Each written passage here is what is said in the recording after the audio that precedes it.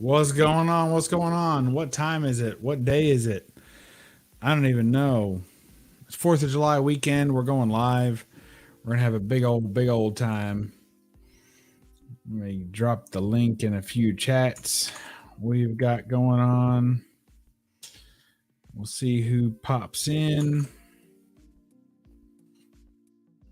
And we will check it out. What we got? It's the first of the month. Get up, get up, get up. What's going on, Perry? What's going on? Las Cruces, 1971. Good to see you, friends. Let's see. There's got to be a few more. Drop it. Dropping links. All right. That should probably get enough people to at least to start it off. We'll see. These people I know are asleep, and they're going to get a link in the middle of the night, the middle of the morning. There's people over in England. Wait, is it tomorrow for them yet? It could be. It could be the morning. Let's drop it on some of those poor unsuspecting folks. That sounds like fun.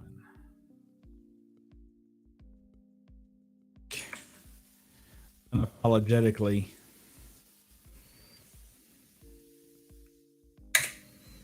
All right. I don't know if that's enough people or not. We'll see how it goes. Anybody want to hop in? You just let me know. Hey, CP, what's going on? Good to see you. It's 8 a.m. in Portugal, and I just woke up. Paulo says he's had enough of this. Doesn't know why we're up. I don't blame you. What's going on, Paulo? Hope you don't have to work today or nothing, and you're just chillaxing, enjoying your. God bless. I got all kinds of. What is going on, man? I got all kinds of things popping on Instagram. I just checked. I got like 8 requests. Oh, what's up, Perry? What's up, Bubs? I went to go put your link in my community post on Perry Comics, but instead I put the StreamYard link. No, you didn't. Oh my God! Did you take it down? Yeah, I deleted it real quick. Oh, thank God. That would have been hilarious. Look at that, Comic Man Musings. I thought Bill would have his wife hit him over the head with a rolling pin by this hour of the night. I wouldn't think he's awake for this, but all right, Billy Bones. Billy Bones, I'll send you a link. I know you won't hop on. He's a scary cat. Maybe. How you spell comic? C-O. Yeah, that ought to work. All right. Another margarita real quick. Oh, man, I was going to get a drink. Who's going to hold this down? Tugram. Pew, pew. What's up? Tugram Pedro. It's been a while since I've been on your stream. Yes, it has. What's up, y'all? Good to have you. We don't have anything. This might be one of those nuke streams where we just hang out for a few hours and then we break it open. Nuke it. Nuke it like it's hot. Mango margarita. These are really good. I used to clean my tools with that. Really? Yeah. Hey, pour it on rusty wrenches. Lube them right up. No WD-40? Nah, that's expensive. Is it really? Get that. I always go to my dad's garage and just take his. You get that Cayman Jack for free, man. Just roll a hobo under a bridge, and man, they just roll out of the cart. That's funny. Look, they're not terrible, too, Gun. I was under the influence. Oh yeah, that was kind of not that bad. It was kind of bad. But did you say that your win was like 1 out of 11? Is that what your average wins were? No, it was 11 for 11. So like every time I win, I lose. So like I'm 1 for 1, which isn't bad. Like if I was a boxer, I win 11, I lose 11. I'm still neutral. You know, yeah, so it's not like I suck. No, I think that's pretty good, really. Yeah. When you were saying 1 out of I thought you were saying 1 out of 11. Oh no. And I was like, oh, that's pretty That's pretty bad. I would wrap it up at that point. I wouldn't stream if I was that bad. A little water in here for the kidneys. I know that's what it's for. All right, Paolo, I sent you the link on Instagram. Or just check out Perry's last post. I'm pretty sure. I took it down. I think I took it down. Like, all right. Yeah, it sounds down. You got a bunch of randoms just popping in. That'd be all right. We'll vet him. Yeah, We'll vet him. That's how much Scarp had. Flash $20 bill. Hey, $20 make me holla. Is that all it takes? That's it. Nice crispy 20. Oh, it's got to be crisp. Nah, I'm out. It's gotta have that crispiness. Not like a rolled up. I got those 20. I got those bad ones, man. The ones where you're hoping it's water, not sweat. And then somebody hands it to you, and you got to roll it on the side of the machine to get to go into the vendor. Yep. And it doesn't fit in, it rejects it, pulls it back out. It always rejects it. Look at Paolo. Paolo, are you in Italy? Where are you at? Portugal. That's what I said. Yes, of course your internet Portugal. must be bad over there now. Yeah. South America? No, it's in Europe. Sorry. That's okay. I keep watching YouTube videos about Americans who don't know anything about geography. We expect it's true. I know a little bit. He's tonight alone, Perry learned where Nepal was, its relation to India. Yep. And where, geographical relation, and what a double-breasted suit was. Although I think he might be a little fuzzy on when you would wear one. Still a little bit. It's like a wedding, right? Well, you'd wear one in the 1970s too. Oh, there you go. Nobody actually wears double-breasted suits anymore. Well, maybe not in the fashion-forward world of Costa Rica, but they're very practical, actually. Little Wayne still wears them, apparently.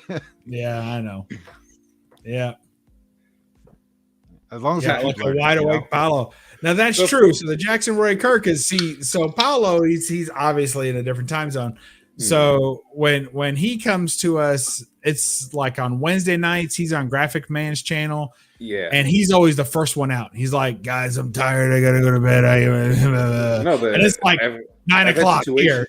Yeah, I've had situations where Dr. Silver Age goes to bed first, but Dr. Silver Age is old, so that's why he goes to bed first. But it doesn't count. Graphic Man's show starts at 1 a.m. for me. Oh wow, that's a late. So that's why I usually don't. Well, occasionally I'd stay up, but now I have an actual job, which means that I have to wake up early. Congratulations! It's always good having a job. That's awesome. Yeah. Heck yeah. No, I freelance journalism doesn't pay the bills anymore. So no, I found something that doesn't have anything to do with journalism. Like in cans? Yeah, almost. You gotta get the bottles, man. He's starting. You gotta start at the can, work your way up to the bottle because it's heavier. You gotta have a game plan. You go to Kmart, get a shopping cart. You're good. Mm-hmm. That's a good idea. They didn't even have Kmart's here. I was going to ask if they got Kmart's, or they didn't have Kmart's here. Yeah, they're out of business everywhere. No, we have other franchises. Yeah, right, that are still operational. Mm-hmm. Yeah, but none of them are American. The biggest franchises here are French and British. What's your capital? Look, Lisbon. talking about what is it? Is Lisbon. Lisbon. According to legend, founded by Ulysses. There has been a settlement. Ulysses? The Ulysses from Greek the Odyssey. Ulysses? Yeah. Oh wow. The Phoenicians and the Greeks started training with the local people about 3,000 years ago. Damn. Yeah. That's history, dude. Holy smokes. Mm-hmm. What up, Mad Spidey? All right. Let's check out these. Oh, that's beautiful. It is. Look, I'm clicking on the video screen like I can move these. That's not how it works. Oh man. Oh, that's gorgeous. Holy cow. That's beautiful, man. Wow.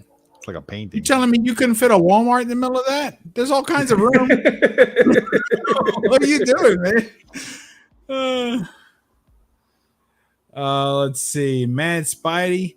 Hey, I made sure that Comic Journey was not live because I'm pretty sure he goes on around this time and he wasn't on. So I was like, hey, Yeah, he's that's not it. on. So I thought Jigs was going to be live tonight, but no. I guess 3 days in a row of like 4 8-hour streams got to him. and he's starting them late too. We even have 2 comic book stores specialized in importing comics from America. Oh wow! Do you guys read comics in English or in Portuguese? Yeah, in English. The stores, the one of the stores already did that. The other one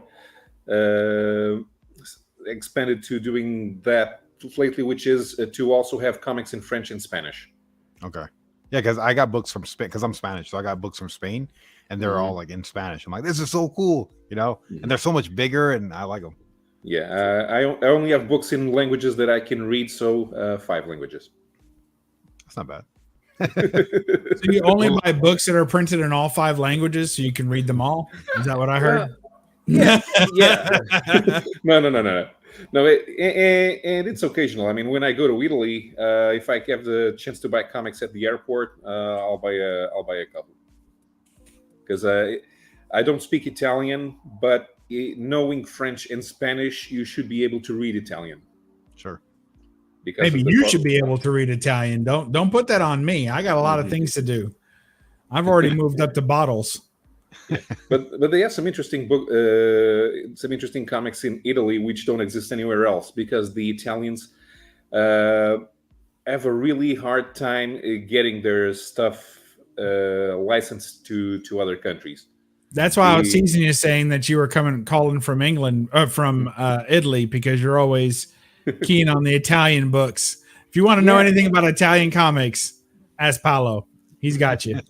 Yeah, because the Italians would actually be the easiest ones to try to sell to Americans, because the art style is the most similar in Europe. That's how you have a bunch of Italians working in the U.S. market nowadays. They could have started doing that in the 80s if they wanted to. The problem is that most Italian artists don't speak foreign languages, so they would be able to work in the U.S. All right, so which one of these 3 comic shops do you go to? You said there were 2, and I found a third, so you're welcome. No, the middle one is not in Lisbon. It's in Porto. It's way up in the north, 200 miles away.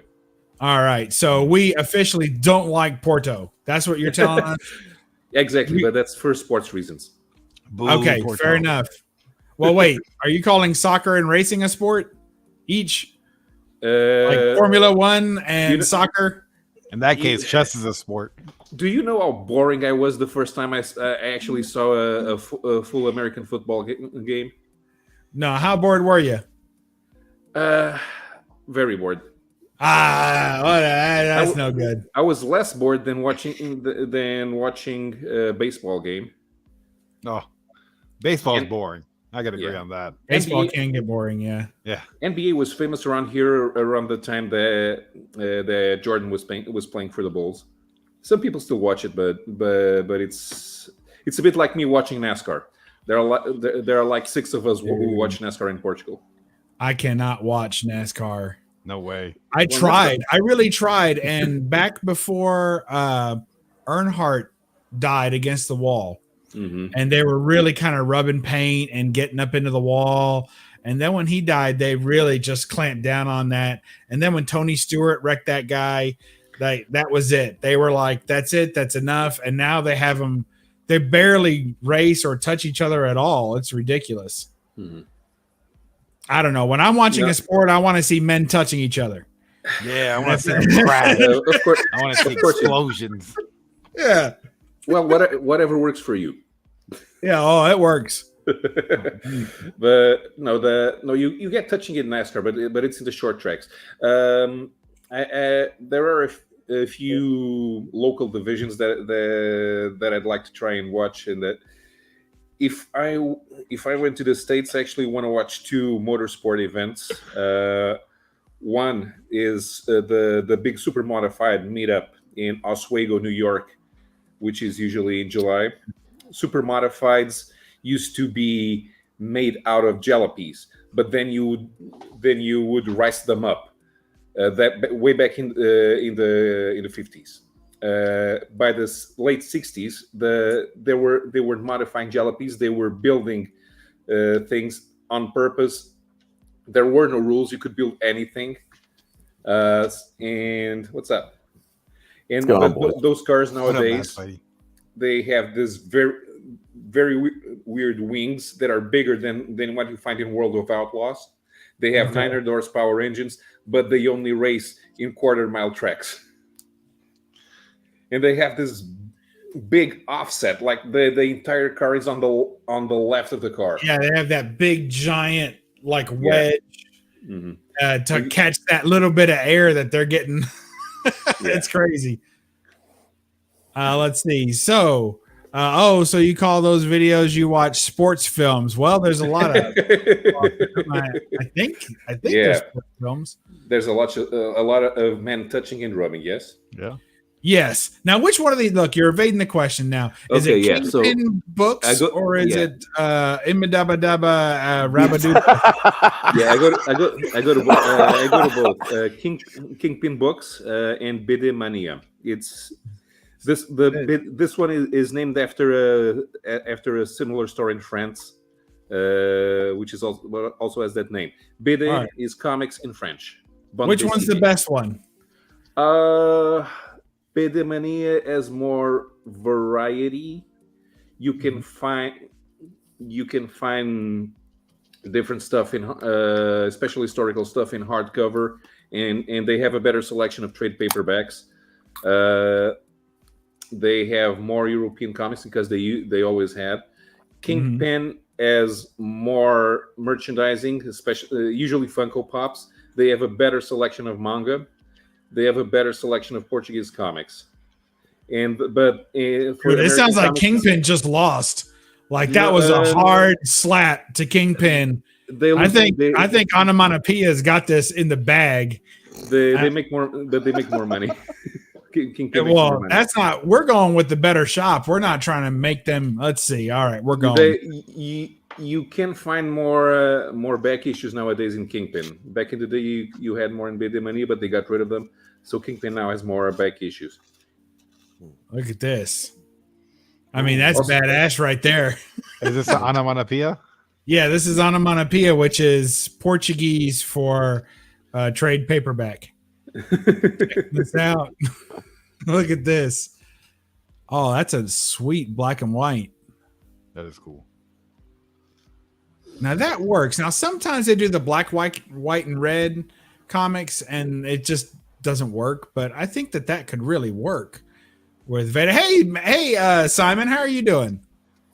I'm just quietly listening to you talk about men rubbing themselves. Well, whatever works for you, brother. Absolutely. Hey, like Simon, like the other Simon with feet. You're the rubbing of men guy, so I'll stick with that. Hey, if there's a hashtag for it and $20 to be made, I'll do anything. Hashtag rubbing. All right. So, do I have to turn this into English, or is it already? It already says it's English. Look, I'm telling it to always translate Portuguese. Let's see how bad the translation is. But the cargo has arrived, June. Dude, it's going to be bad. The cargo has arrived, June. Is that accurate, or you think it's probably saying the package?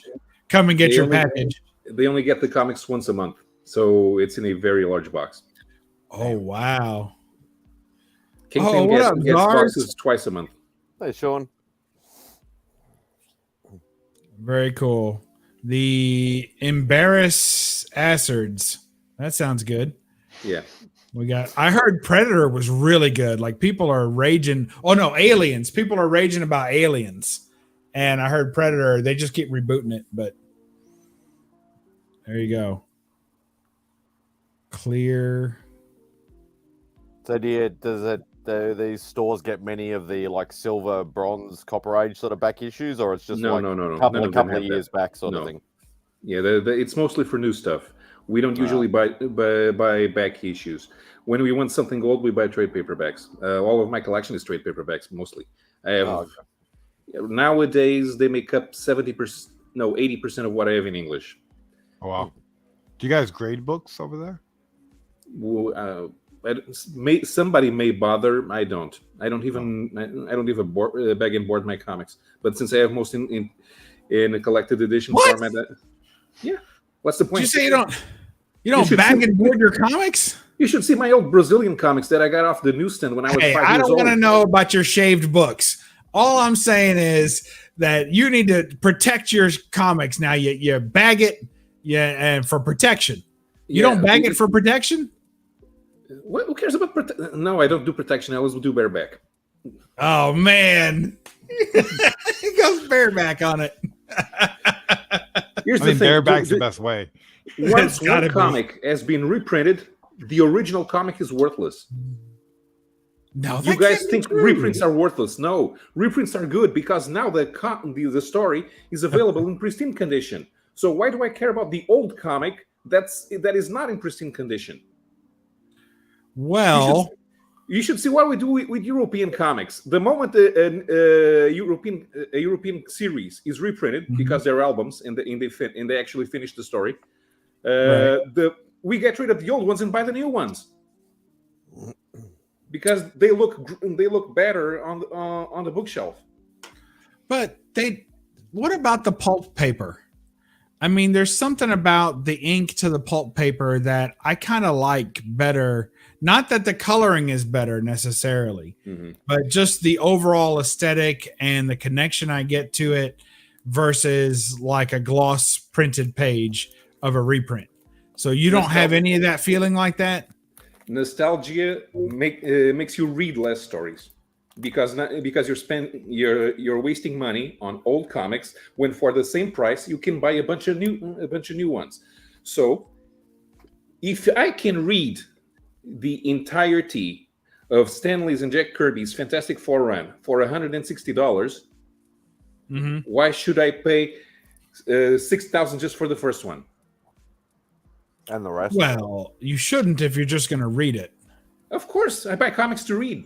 I can't afford to have stuff just lying around. I stopped buying things that I didn't have time to read.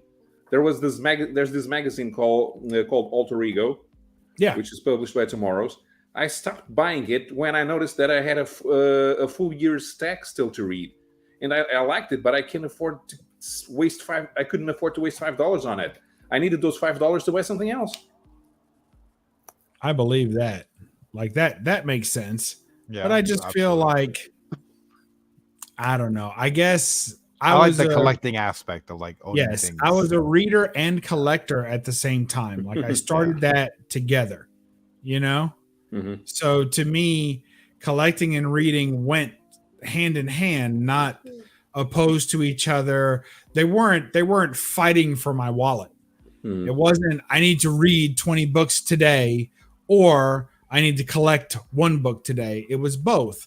It was I want to collect, I started collecting Bronze Age comics to read and going for complete runs. Right. And yes, it cost me more than buying a new book off the rack. I recognize that. But not always, because 70% of a Bronze Age run is in the dollar bin. Here anyway. Yeah, so that's the problem with your. That's the fifth that's or the U.S. But even though so, this is a Portuguese. Hold on, let me make you big. Well, it was nice having Paulo here with us tonight.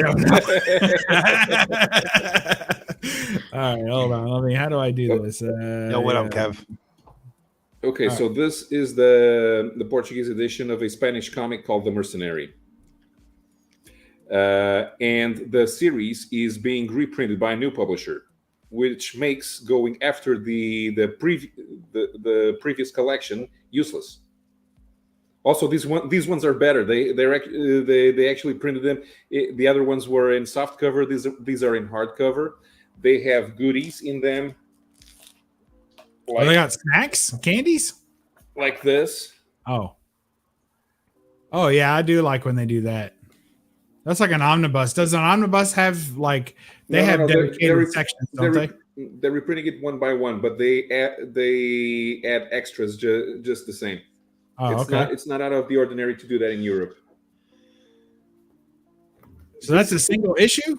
That's a single issue. It's an album. Oh, okay. So how many issues are in there? On this one, the reprint, a few series they're reprinting as integral, which is what the French call a collected edition. Others they're reprinting like this. On the Western comic Comanche, they were doing double albums, so they put two in one. They just reprinted something by Juan Jimenez in an integral. And then there's the Georges Best library. Those are 300-page graphic novels. So, my goodness, they go as they are.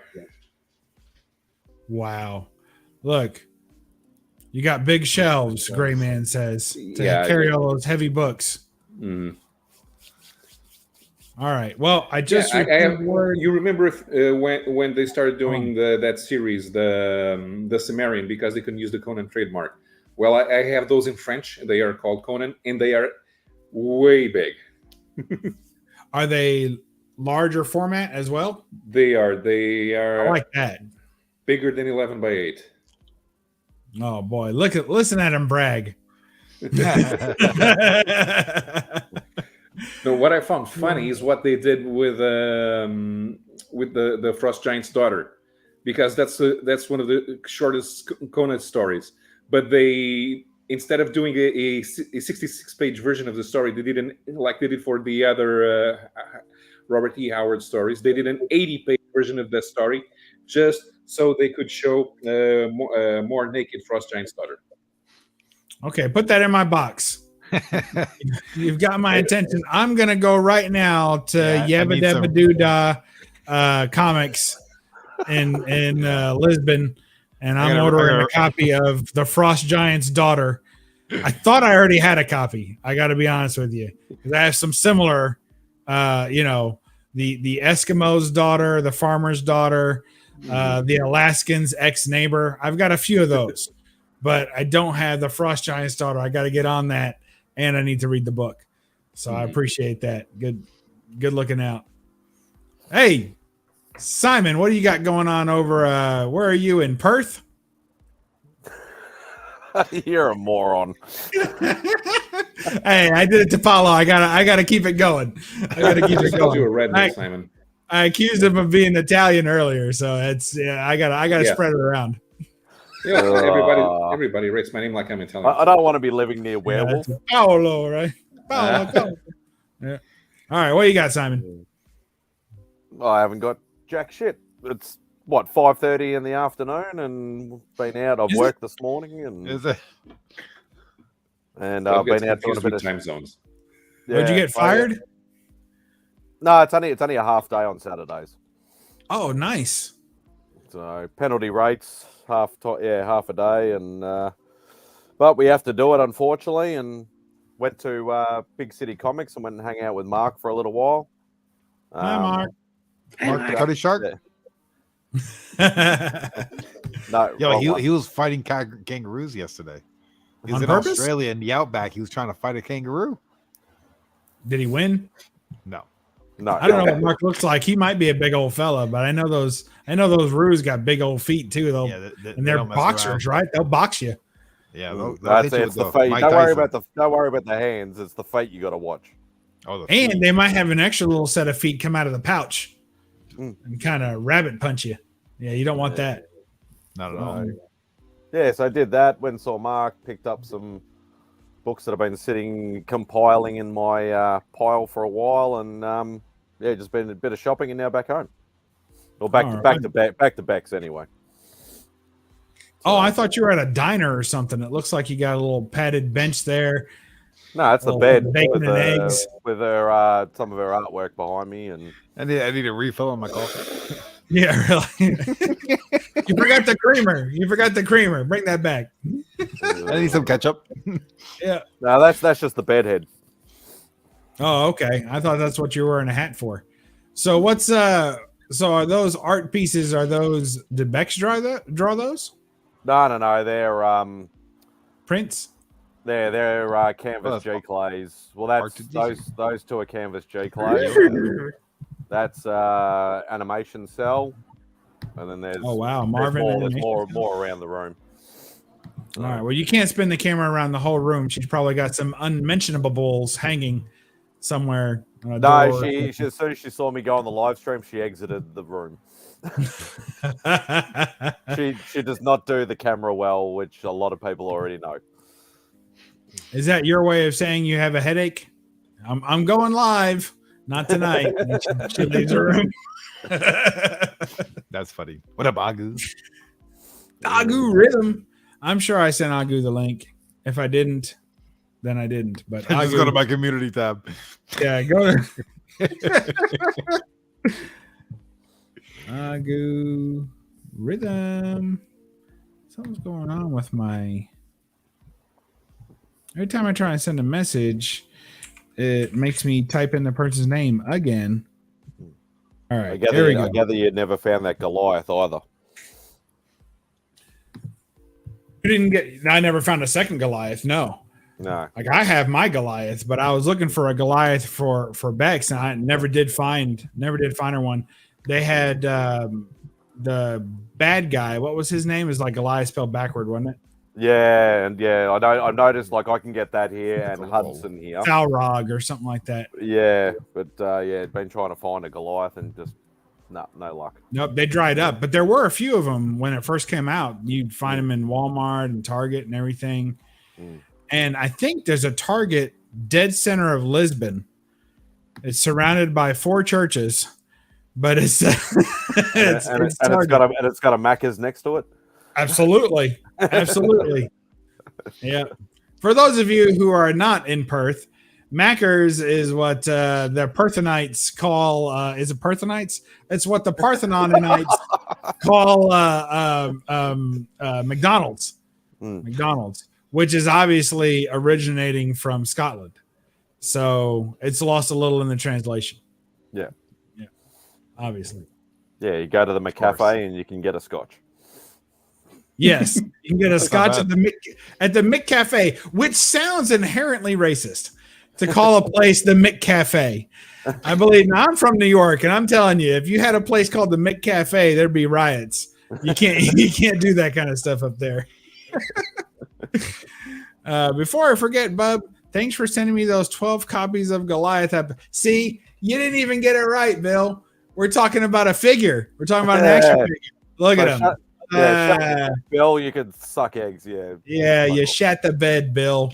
What are you doing? What are you doing? All right. Well, Barry, what do you got going on in your neck of? Where are you at? Look, I didn't make Simon big because I've had requests. But what did you? You got a couple of backstage, please.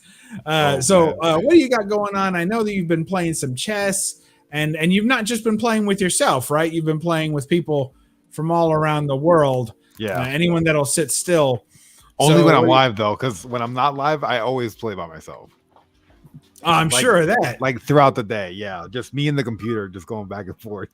Okay. Now I understand. Yeah. Well, that's good. Yeah. So are you getting any better? Are you marching toward... I was at 240 and now I'm at 660. So it seems like it's going up. Gradually slow, but it's still going up. Can't. Well, how long did it take you to get from 240 to 660? Like a year. But like I have ADD, so like I take like a break. I start playing something else, and then I start playing something else, then I start playing something else, and I'm like, oh yeah, chess. And then I'm like, oh shit, I forgot how to play. And then it's like 2 weeks of learning all good, and then look, something else. And then I go somewhere else, and then I come back to chess. I always come back to chess. Well, let me ask you this. What's higher, your chess rating or your credit score? Credit score. That's all that matters. Yeah.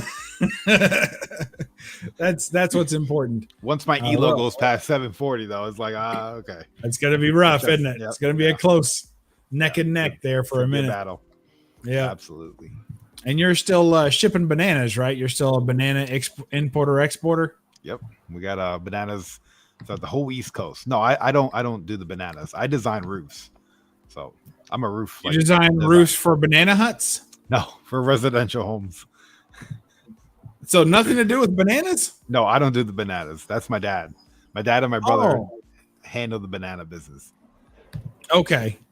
All right, that makes more sense because I know a few years ago they were trying to rope you into the old. Yeah, they were trying to get bunch. me in there. Yeah. Yeah. Come sell these Colombian bananas. You know, Is that even legal? Can we sell Colombian bananas? people buy them, so That's all that counts. that's all if that they matters. buy it, it's legal to sell it. That's what. Absolutely. Yep. If it makes dollars, it makes sense, right? Absolutely. Yep. All right. Well done. That sounds good. So are you? So you're designing roofs for residential. So do people ask you to do this, or you have like a firm that you got to work for? Yeah, I got a firm and they just send me jobs. And like when I'm home, like in between, like doing YouTube shit, I'm just like, all right, I'll design one. Here you go. Here's another one. Oh, that's cool. You know. So is that like an architect, but you just couldn't bother be with the rest of the house? You just went. Yeah. roof? So like what you would pay an architect, right? You would just pay me instead, and then it sends it to the architect, and he'll just look it over real quick, and then like stamp it. So like I do all his work. He just So you did like a he quarter. went to school. He went to school and got the license, and I just had to do the work. Yeah, I was gonna for say him you to- did like yeah. a quarter of the schooling and just couldn't be bothered Yeah. finishing the rest. So Absolutely, I dropped out like 2.5 years in. Who has time to go back to school with your busy chess playing schedule? You got God of War coming up. You got Yeah, absolutely. I got a lot of games to play, dude. I got like a whole stack of games, dude. Oh, that's a wall of games. Yeah. That looks great. Hey, do you still have that wall, that green screen wall? Or did your wife make you paint Oh over no, it? yeah, she made me take it down. Yeah. It's enough of this. You know, I'm like, but I got a fish tank behind me. Look how cool it is. She's like, no. Yeah. Oh man. Yeah. Yeah. Maybe on a tropical beach or something, she would have gone for that. Who knows? Architect broker? Look, Werewolf's lost. He isn't. He's Yeah. another one. Where's Werewolf from? He's from Southeast France. Is it Werewolf. He's Werewolf from- Southeast he's from France. Perth, you muppet. What? He's from the Muppets. He's from No, Perth. is he Hannibal? He's not. He's not Gonzo, is he? To help Bub better understand world, Australia used to be a British penal. All right, look now, you keep it clean. I know we're after dark, but you gotta. If you got any kind of colony on your penal, you better be good. All right. The most hardened, desperate criminals were sent, much like the state of Kentucky in the U.S. No. That's not true. We're Nobody exporting those badasses. Nobody believes you're a desperate criminal, werewolf. Yeah, for sure. Hey, what's up, Who Dat? Who dat? CP still holding Isn't it down. who that by like in Mexico right now? By like the Aztec temples? I don't know where he is right now. Do you have him on like maps? No, or no, something? I don't. Yeah, I guess it's GPS. Hold on, let me You, fucking. guys, you got an air tag in one of his books. Well, you got him listed. I could have swore Yeah. I seen a picture of him like next to a pyramid. I was like, that's so cool, dude. That's cool. That Yeah. would be cool. Right? I'm To go to not, a pyramid. Have you ever seen I've not seen a pyramid in person. I've seen pictures. Yeah, I had a VR headset on and I seen pyramids. So like well, you pretty didn't much. tell me it was VR. I mean, Yeah. I was gonna dismiss it until I found out that key fact. Yeah, it was windy too. My dad was blowing in my face. Oh my You gosh. got the whole experience. That's got to be amazing. Yeah, Was that you just exhaling? it could have been too. It was the He's asthma. kicking in. exhausted from virtually climbing the pyramid. No lie. After I seen the movie The Mummy, I wanted to be an archaeologist. I was like, that's gonna be my life goal. I'm gonna be an archaeologist. That fizzled out real quick. Wait a minute. Too much school. Yeah, Wait, I just want to get this straight.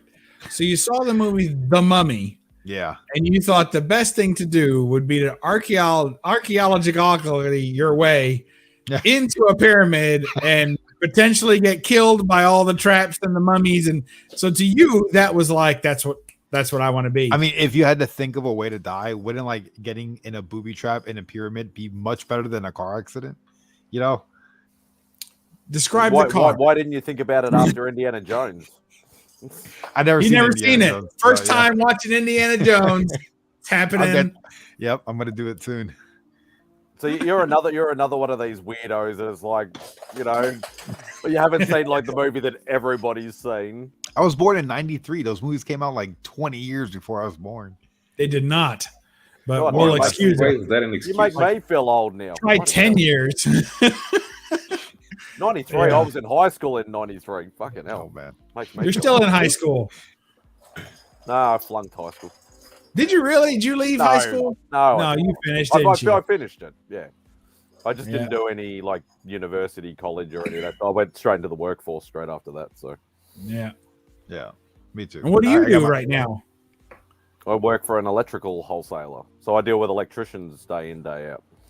Oh man! So do you make electricity and then sell it? Yeah, it just comes out of my ass. Right? Like that's what you do. You have to make it, right? Do they have different sized jars to capture it in?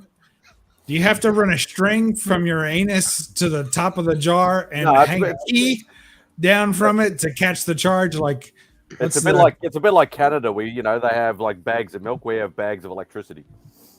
They have bags of milk in Canada. You've never heard of that? No. Yeah, we were on a stream, and I think TM Nerdy was on, and I think Chris the Comic Vet was on. There was a few of us, and they were like, "Oh, you can't even put milk in cartons or jugs. They put them in a bag." Yeah, what the fuck? Who does that? And they're saying, we're a uncivilized. Okay, culture. I just did a real dangerous thing, and I googled Canadian milk bags. So this could go very wrong, very fast, or very good. Unless you didn't put milk jugs. I think jugs would have been worse. Canadian milk jugs. Oh my God, they really do put milk in bags. You buy it in a bag? How do you open it? With a knife? Yeah. Maybe they got a hole punch system. What are you gonna cut it in half like a chef knife? It's gonna go everywhere, dude. That's a mess. Now some of them have like the pre-standing bags, like that makes sense. That makes a little more sense, yeah. Like margarita mixes sometimes come in sangria mixes, they'll come in that. Like Paolo's like a sangria mix, gross. Never drink store-bought sangria. Who the hell does that? Exactly. Well, if you're in the market for a bag o' milk, I think store-bought sangria can't be too far off your list. I'm just saying. They're probably made in the same place. Yeah, they probably. Yeah, cows. All right, let's see. True that Canadian has oil, like enough to import to U.S. Yeah, I bet they do. Probably. I don't think we're allowed to cross the border, though. I think there's rules against us going. No, you're not allowed to cross the border. They got bacon.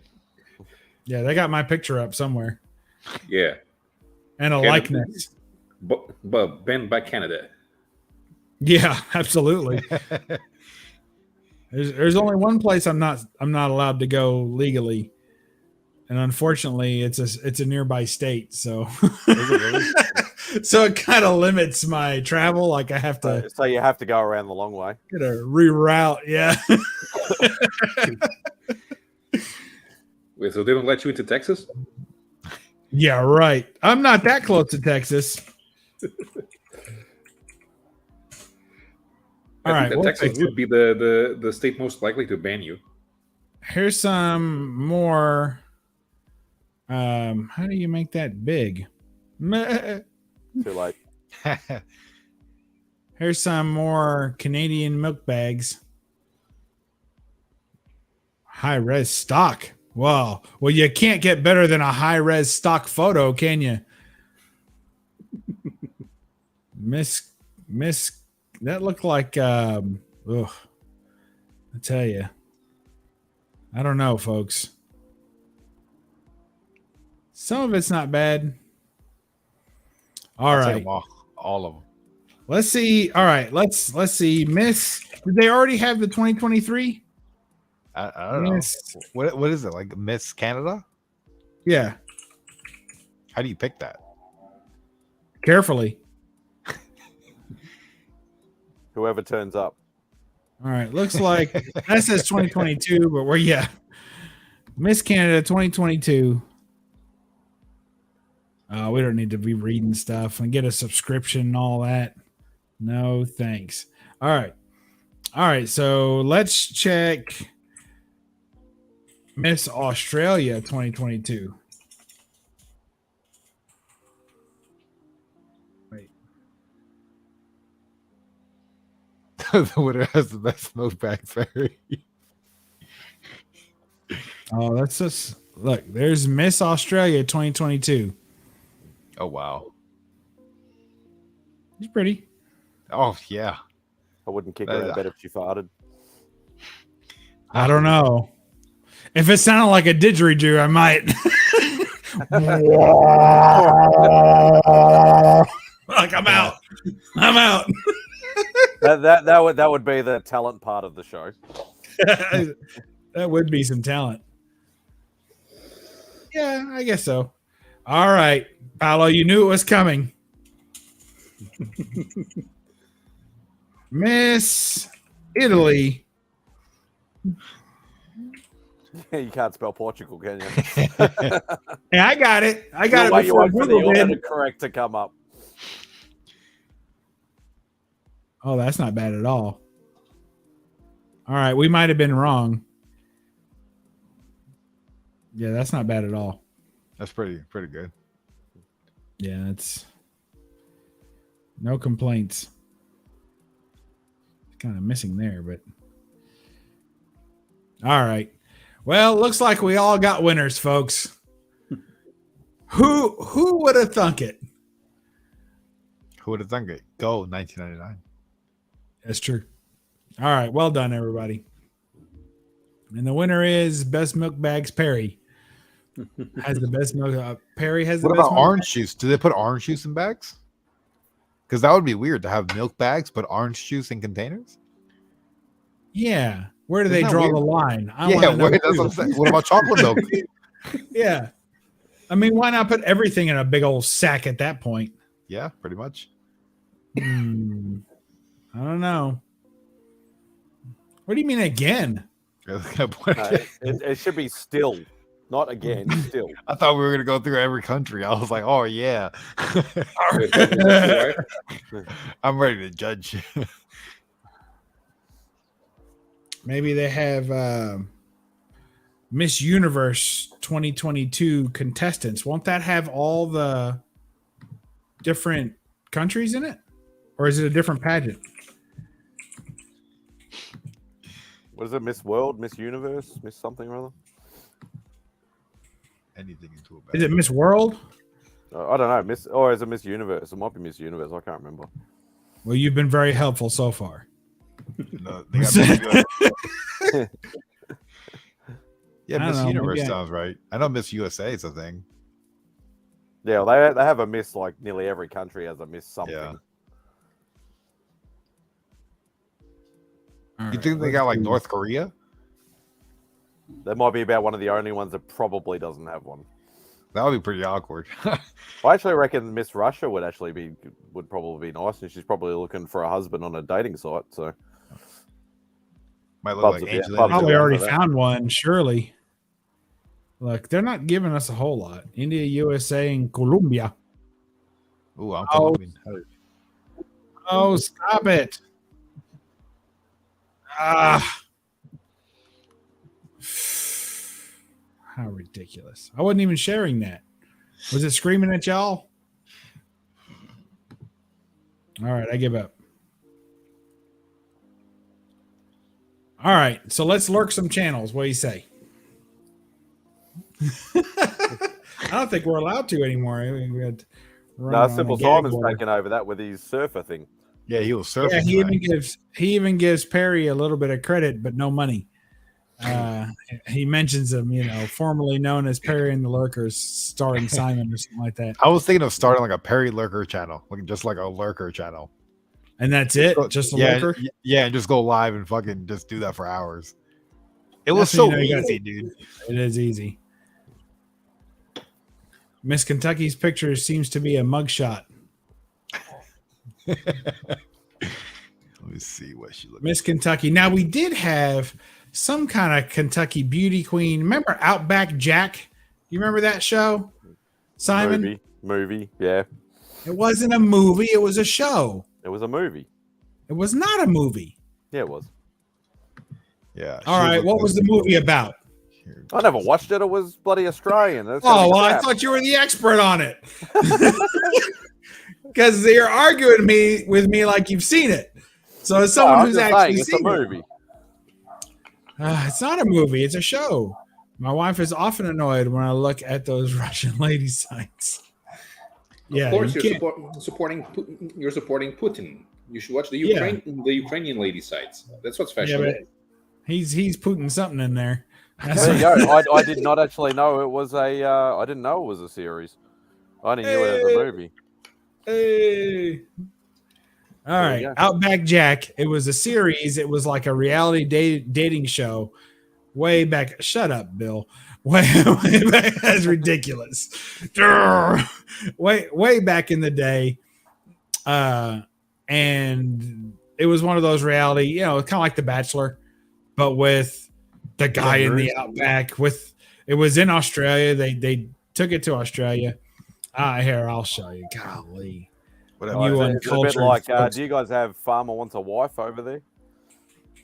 We have That's something fun. similar to that. It's probably the same sort of. Yeah, principle farmer as that. wants a sheep. Farmer in the My old man just calls it Farmer Wants a Shag. That's probably true. Don't All we right, Outback Jack. All right, I'm gonna share this. What's up, Benny C? We're talking about comics, obviously. It's been all about comics. All right, Outback Jack. I can't. Oh my. I swear we used to be able to just make pictures big, but Yeah, can't you right click and open image in new tab? why you gotta be like that? If I open image in new tab, I have to share that tab now. Can't you just share an entire display? That's what I do. Oh, is that what you do? Well, I have I three want to monitors. do what Perry's doing, which is an entire screen, right? Let me That's get what I the full wanna do. image. Get the full. There you go. All right. Yeah. So yeah. this was Outback Jack. And, well, where's Outback Jack? He's Is that not what there. I'm doing? That's what I'm doing. I don't see him. Why would you want him on there with all them on there? Nobody So actually you wants could to see, see Outback look, Jack. this is supposed to be your hero. This is supposed to be the guy that is doing the thing, making it happen for all you folk. He was probably a bogan and bloody couldn't even understand himself. He looks like a dopey. What'd you say? He looks like a dopey shit. Oh man. All right.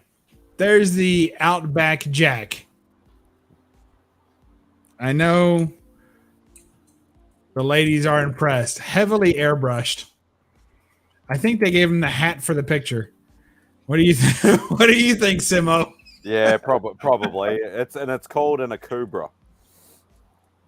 No, I think it's more of a copperhead. It looks like a very- squirrel from Ice Age. That is not a good look. But he was the Outback Jack. And the point of all this story is that he ended up choosing the girl from Kentucky. Ah. Oh, so it wasn't Australian contestants, it was like overseas contestants. They were from around, I think there was one Australian contestant. And then the rest were from around the world. There you go. That's the girl he picked. Honestly, they made kind of a good match. And she was really silly. And it was funny. It was a funny show. So there you go. If you've never seen it, Better than Flavor Flav. better than Flavor Flav. There you go. That's the girl he picked. That's it. Outback Jack. That's your history and heritage, Simon. Can't believe you don't know that. Paulo, they got any reality TV stuff in your neck of the woods? I don't watch a lot of Australian things because most You of them don't? are shit. Most of them are shit. No Jersey Shore. No, there's no like Melbourne Shore or Sydney No? Shore or anything like that. No. They had one in the UK. I think it was Geordie Shore. Yeah. No, That sounds terrible. it was awesome. It was really bad. It was awesome. There's an odd movie here and there that I enjoy, but there's not a lot. You guys have a pretty robust television system, don't you? Like, there's a lot of soap operas and stuff like that are produced. Oh yeah, there's like certain shows that have been going, because I know like we have one over here. It's finished now, but they're supposed to be bringing it back. Called Neighbours, and I know Neighbours was actually huge in the UK, especially. But it went for something like 40 or 50 years or something like that. Oh my gosh. And that's the one that Kylie Minogue came from. Oh, did she come from something? Yeah, she came from Neighbours. She started in Neighbours before she even started singing. I didn't know she had a career prior to her singing career. Yeah, she started in that, and she started her music career in the early to mid 80s, and then just kept going. Did a few like movie roles and TV show roles here and there, but pretty much just focused on music. Who's Donna Friedman? I remember when Locomotion came out. I had no idea who Donna Friedman is, Darren. Who the fuck is Donna Friedman? Oh, is that Margot Robbie? Might be. Yeah, pretty much you either were in Neighbours or in Home and Away. Home and Away hasn't been going as long, but it's still been going for like probably 30 odd years. And that is actually still going. What is that? A sitcom or? No, it's like a I wouldn't call it a sitcom. I'd sort of call it a Days of Our Lives type sort of thing. A soap opera. Soap opera sort of thing, yeah. Oh, it's on Freevee. But like all those like Kylie Minogue, Margot Robbie, Chris Hemsworth, like all those sort of people. Hugh Jackman, wasn't he a soap star too? Yeah, but it was not anything that was sort of too ongoing. Oh. But yeah, most of them sort of started out that way. Nicole Kidman. Yeah, Nicole Kidman was another one. All right, hey, that's a good segue for Back on Comics. Nicole Kidman, who played what's her name? She was an Aquaman, right? She is an Aquaman too. I forgot about that. She was the mother. Yeah. Yep. And in Batman Forever. What the hell? Oh, that's right. She was in the she in the Clooney one? No, she's in the Val Kilmer one. Val Kilmer one. Yeah. Yeah, that's her. Before she went all Botox and plasticky and stupid. Hey, at least you still got her. I mean, at least she's still out there. She did Big Little Lies. Was that Big Little Lies? I don't know. That was a pretty good show on Hulu.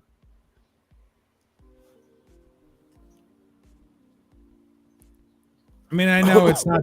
I know it's not the way it was, but at least it still is. You know, I mean, what more can you really ask for? She's just trying to get work. Oh, she's getting it.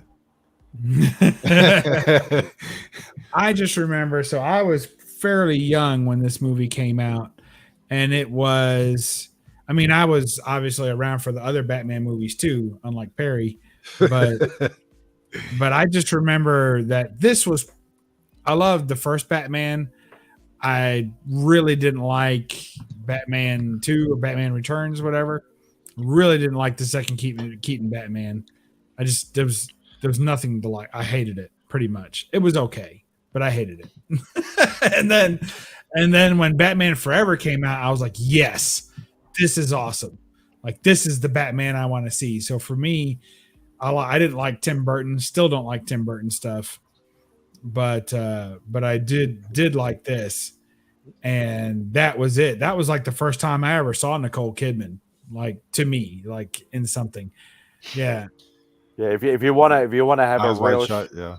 You want to have a real shock at Nicole Kidman movie? Watch a movie called BMX Bandits. Yeah, that's what Barb's saying. One of her very first movies that she did when she was very young, and she looks very, very different. In a good way or not? Oh, wow. No, not in a good way. Correct. Oh, she was a lot younger, of course, and more naive. She was young. She looks like a kid. When did that come out? 83. Wow. Yeah, and I remember her. I remember her, like, now that I'm older and think back, she was in a couple of TV shows. Like, she had some bit parts in TV shows also, and I remember her looking like this also. Yeah, she had the real like the hair is just all the perm, the all candlestick all kinds of 80s wrong. Oh man, that's rough. Oh my gosh. Yeah, they call BMX Bandits like an Australian classic, and I'm like, no, it's not. Now, I remember as a kid, because somebody was talking about Amazing Bum, right? So I remember as a kid that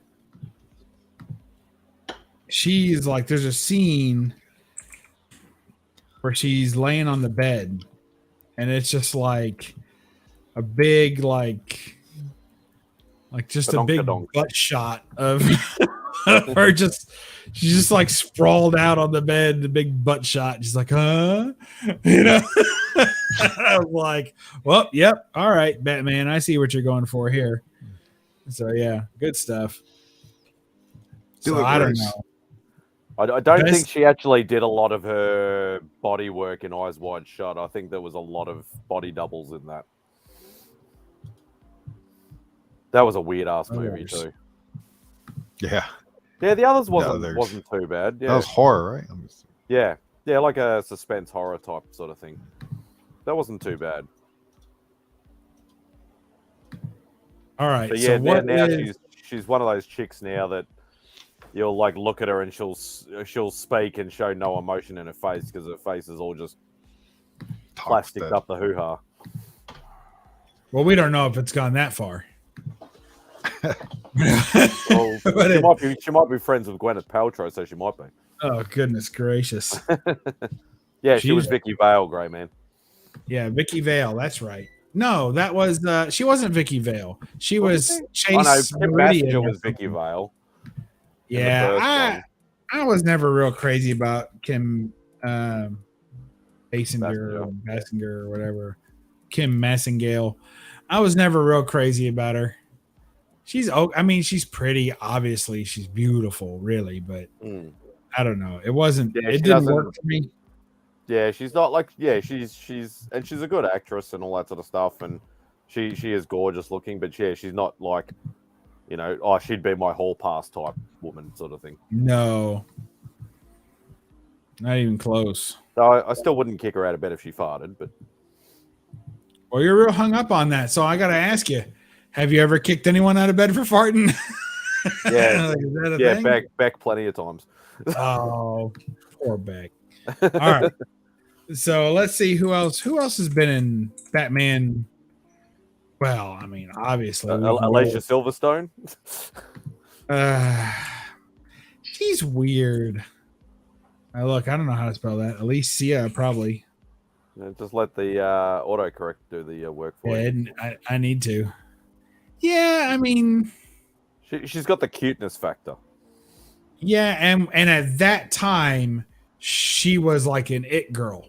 Yeah, she'd done Clueless, and then she'd done this, and then a few other movies, and yeah, she was like the big up and comer. Right. So I can see it, but it's not great. But yeah, I could see it. But she sort of dropped off the face of the earth a bit too. Like her rise was as quick as her fall. Yeah. Keep it down. I'm trying to work. Go back to work, Z.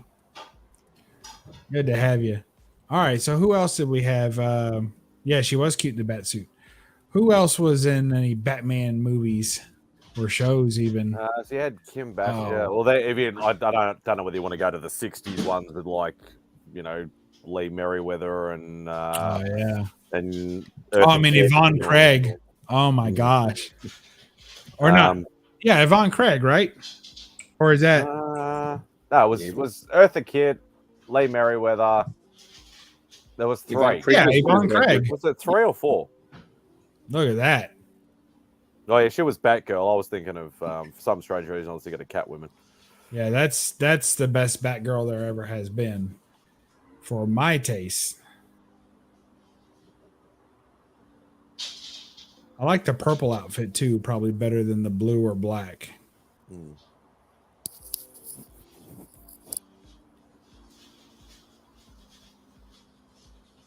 Definitely. That's a winner. I'm just trying to think who was in sort of the ones from the 90s.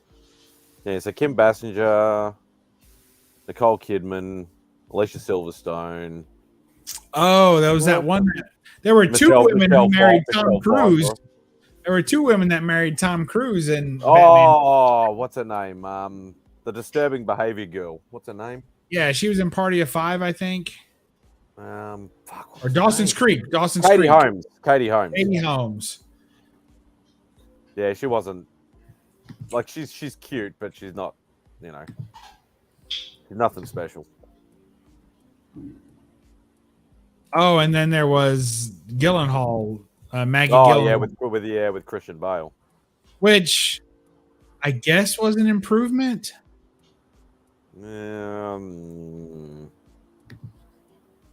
Like she's a great actress, but yeah, like looks wise, bit plain Jane-ish, I suppose. Which one? Both? Yeah, a bit. I think Katie's got a bit more of the cuteness factor, but Gyllenhaal's or whatever, it's just she's more of the plain Jane. Not a Gyllenhaal fan. Great actress though. Katie Holmes is not a great actress. What do you think, Paulo? Which do you think is better, Katie Holmes or? Boy, that's a tough choice. Mm-hmm. Those two photos side by side are horrible photos too. I think it's perfect. All right, Paulo. What do you got here? I think they did it on purpose. Yeah, I think so too. But what? Oh, that's right. Uma Thurman was Poison Ivy. I forgot about that. That's right. I forgot about her. But I prefer Uma Thurman in The Producers. Because yes, that was good. At 11, Ula likes to have sex. Yes, that was good. All right, so Paulo's not taking Katie the bait. Holmes. No. Katie Holmes? Is it an easy one? I get bored with superhero movies. Oh, okay. Well, do you get bored with chats about superhero movies equally? Yes. Oh, dang it. All right. I'm sure you know where the door is. You used it to get in. But if you're still here, we'll try and keep you happy here. Roscoe, what's going on? The thing is, superhero movies are like watered down versions of superhero comics. Yes, but often superhero comics are watered down versions of themselves anyway. So, well, nowadays they are. Nowadays you said all you care about is moderns. Yeah, and not only that, I have become the annoying pseudo-intellectual that I made fun of 20 years ago. Not to all of us. Wait. Oh, where are you? Whoa, what's happened? We've changed locales. Because yesterday when I was on Jared Osborne's stream, and we were talking about Dean Motter's Mr. X. And we talked about Dean Motter's Mr. X for almost 3 hours. That can take a while. Look. Oh, that's ridiculous. Oh, Roscoe's here. So, Roscoe? Are you not allowed to smoke inside? Are you an outside friend when you smoke? I'm one, I'm not allowed, and two, I just do it out of respect, even if I am allowed. Yeah. So you guys are married, but you live in separate homes. What's that like? Not married. Oh, well, you fixed it, didn't you? All right. I guess there's no problem. Been together almost 20 years, but no. My gosh. 20 years? Yeah. That's a long time. 2003, 2004, something like that. Is that middle school? No. Did you guys meet in the back of the I'm older than you. Are you really? Yeah, you're what, 42? I think so. Yeah, I'm a couple of years older than you. Oh, wow. All right. Yeah, that's exactly right, Darren. Exactly right. They are ridiculously expensive over here. Like, I buy a pack of 25s and they cost me $40. Oh, my gosh. We still have Cigarette packs under €5 in Portugal. Not Good many. night, Jackson.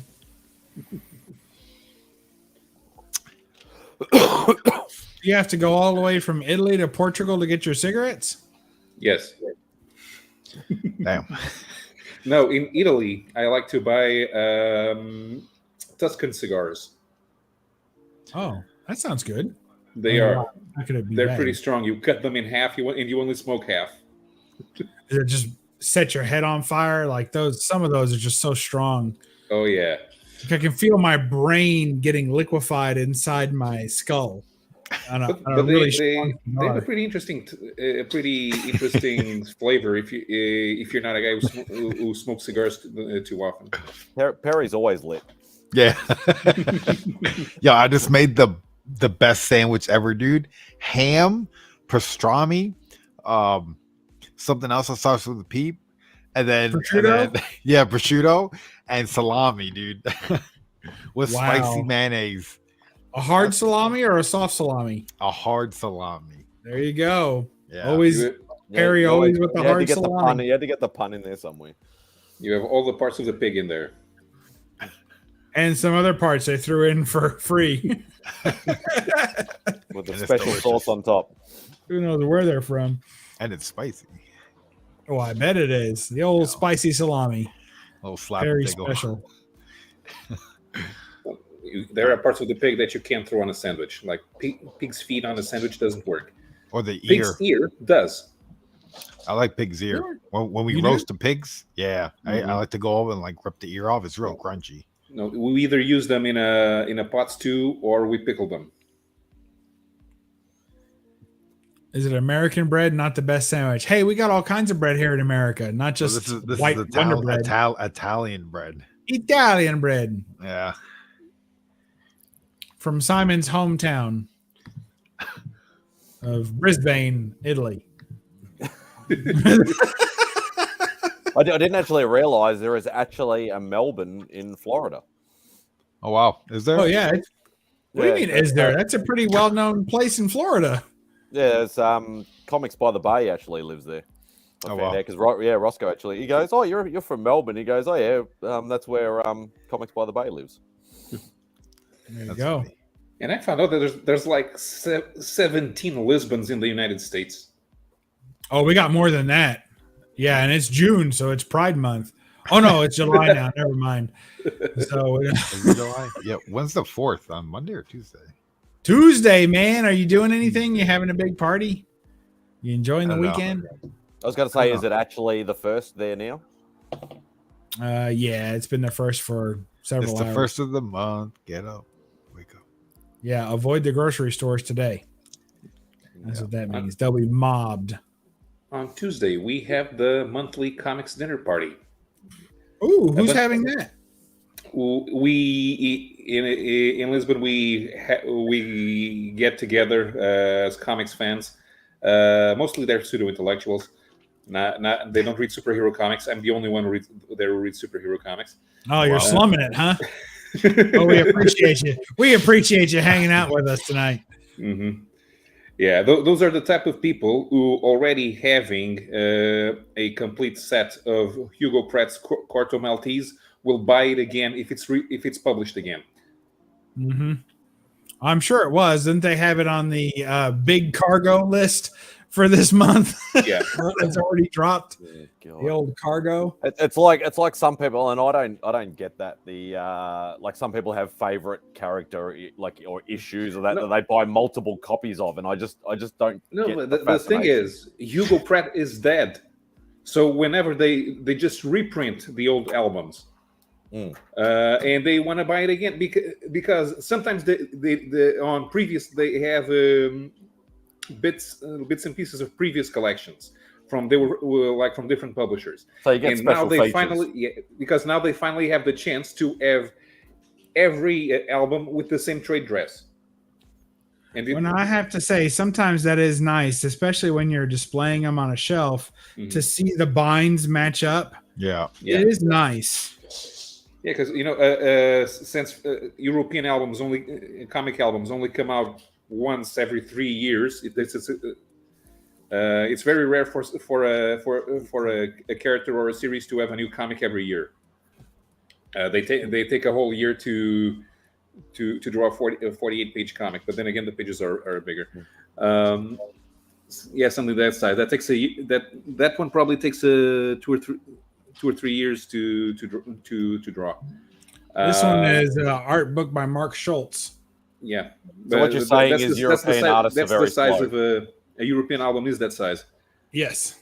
So in 20 or 30 years, there are probably only 12 albums, graphic novels, which means that it's not a big collection. Oh, I do have here's something that. So are you one of those hope? All right, guys, I'm gonna head out. You just got your sandwich. I know. I'm gonna sit down. I'm gonna watch a little bit of Jersey Shore and pass out. Oh, look, we inspired you. I gotta get up early. Not Geordie Shore. I might do Geordie Shore after I finish my rewatch of Jersey Shore. So. Yeah, you love Snooki, don't you? Who does it? Come on. Oh, I have a Portuguese comic. All right, album. be good, man. Thank you. I have a Portuguese comic album here, made by a Portuguese artist. Kong the King. Who would be the most famous Portuguese artist? Right now, it's Jorge Coelho. Also, André Lima Araújo. He's working with Bendis Araújo. Is that the name of the comic shop we had looked up a minute ago? No, it's a slightly different. Kingpin. The Kingpin store was nominated for the Eisners for like 5 years in a row. Really? Yeah. It was like the only shop not from California. And the best thing, the current location is right next to the Church of Scientology. You have Scientology over there? Yeah, I don't know who goes there, but we do. Scientologists. That's just my guess. Some weirdos. Yeah, but I could who be the hell wrong. wants to be a Scientologist here? We have no money. Katie Holmes for a minute, Nicole Kidman for a minute. Yeah, but we don't have Anybody else people with married to Hollywood Tom money in Cruise? Portugal. I know. We don't have Hollywood people in Portugal. People with money don't go to Scientology. They are families with a crest who can name all of their ancestors going back 700 years. They wouldn't go to Scientology. I don't blame him. All right. D'Angelo has asked an amazing question that must be answered. And Paolo, I know that you're a big fan of superhero movies. He wants to know if we've seen The Flash, and if so, what are our thoughts? And I'll go ahead and go first. So as to spare everyone else their feelings. So we saw this at Heroes Con in Charlotte. So it was a convention real close. Well, not real close, but I had to drive. It was like 6.5 hours, but still, it was worth it. And DJ Links put us up in a screening room, and a bunch of us from them their YouTubes watched the movie together. And it was horrifically bad, the movie, but it was a great time. We had a great time anyway. So when the movie ended, everyone was kind of just like quiet out of respect for the fact that someone bought our tickets. It's like if your dad took you to a restaurant and you didn't like what you ordered, you can't be like, this is terrible, and throw it out. You gotta be like, thanks for the meal, Dad. Right. So that's how it felt. So everyone was trying to be real respectful. And then finally, as you can imagine, us nerds could not contain ourselves much longer. Shortly thereafter, everyone was just like, that was terrible. Oh my God, it's the worst movie ever. So now I know everyone will have varying opinions on this movie. But and it's a no spoiler. We'll do a no spoiler talk for the most part, even though I think you've had your chance to see it by now, but whatever. We'll do no spoilers until it comes out on streaming services anyway, if it ever does. And here's the deal. CGI was bad. Not everyone, but people who like the movie praise Ezra Miller's performance. And I think if you were going into it because you hate the actor and you thought maybe that you would hate him or couldn't watch him, then yes, the performance was certainly strong enough that you would not really care about his antics off screen. You don't care about what the real person who's doing the acting is doing. But it was also a strong performance in that it was pungent, like walking past a leaking dumpster. Like, I just thought, I hate his portrayal of the Flash. I think it's terrible. And I think it's got worse in every movie. And it's just like, it looked like Sheldon Cooper as the Flash for the first 20 minutes. Like, it sounded like him. He's like a neurotic little fruity kind of guy. And it just was terrible. And he's playing it like he's a young kind of doofus, who can't get his stuff together. And then all of a sudden, obviously it's no surprise. There's more Flash introduced and there's more, Batman and stuff introduced. So that's no spoilers there. But shortly thereafter, he's all of a sudden now the mature Flash. And it's like, what happened? 2 seconds later, and now you're more mature, but still acting like a dork. I don't know. It was all over the place. I thought the storyline was pretty much you couldn't follow it. And I know what the story more or less should be. And I looked at my wife at one point and I said, it was only like 15 minutes in. And I was like, are you aware of anything that's going on? She was like, not a clue. I was like, that's what I thought. Because I knew what was going on, but they weren't doing a good job of explaining it. Like, I had to fill in the gap with DC knowledge. Like, I'm filling in the gaps. So I thought it was just poorly produced, obviously rushed. And, not the CGI was horrible looking. And people can say, oh, they did the CGI to make it look bad on purpose. Well, okay. Well, you accomplished your goal. It looks bad. And I didn't like it. Like, if you give me something ugly on the screen, I'm not going to like it. Now, if it's meant to be, like, if it's a villain and it's meant to be grotesque in some way, or it's some sort of beautifully ugly art, then okay. I can get behind that. But this was a popcorn movie with ugly scene after ugly scene. This is not the place for high art concepts. So this is a dummies movie. I'm supposed to turn my brain off and watch The Flash for 2 hours, run in circles. And instead, I was like, I can't turn my brain off because my brain keeps telling me I should leave. So it was terrible. But tell me what you thought, Simon. Well, the first part to that question, the answer is no, I have not seen it.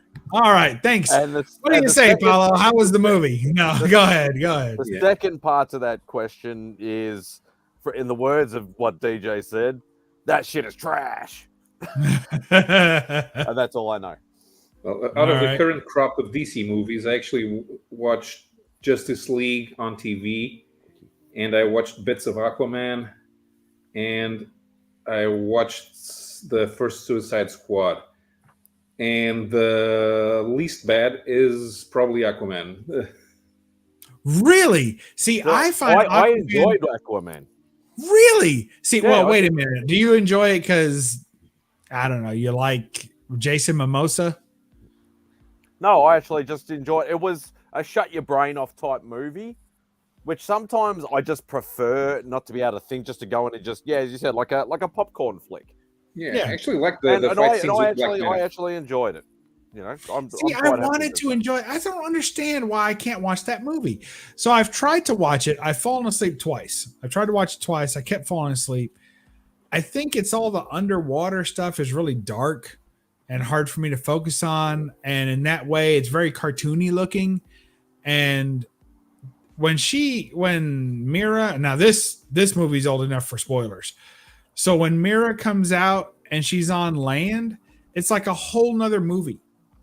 Because that's not the same Mira that was underwater. Like underwater, she was a powerful queen, princess, whatever. And she was badass and she was intelligent.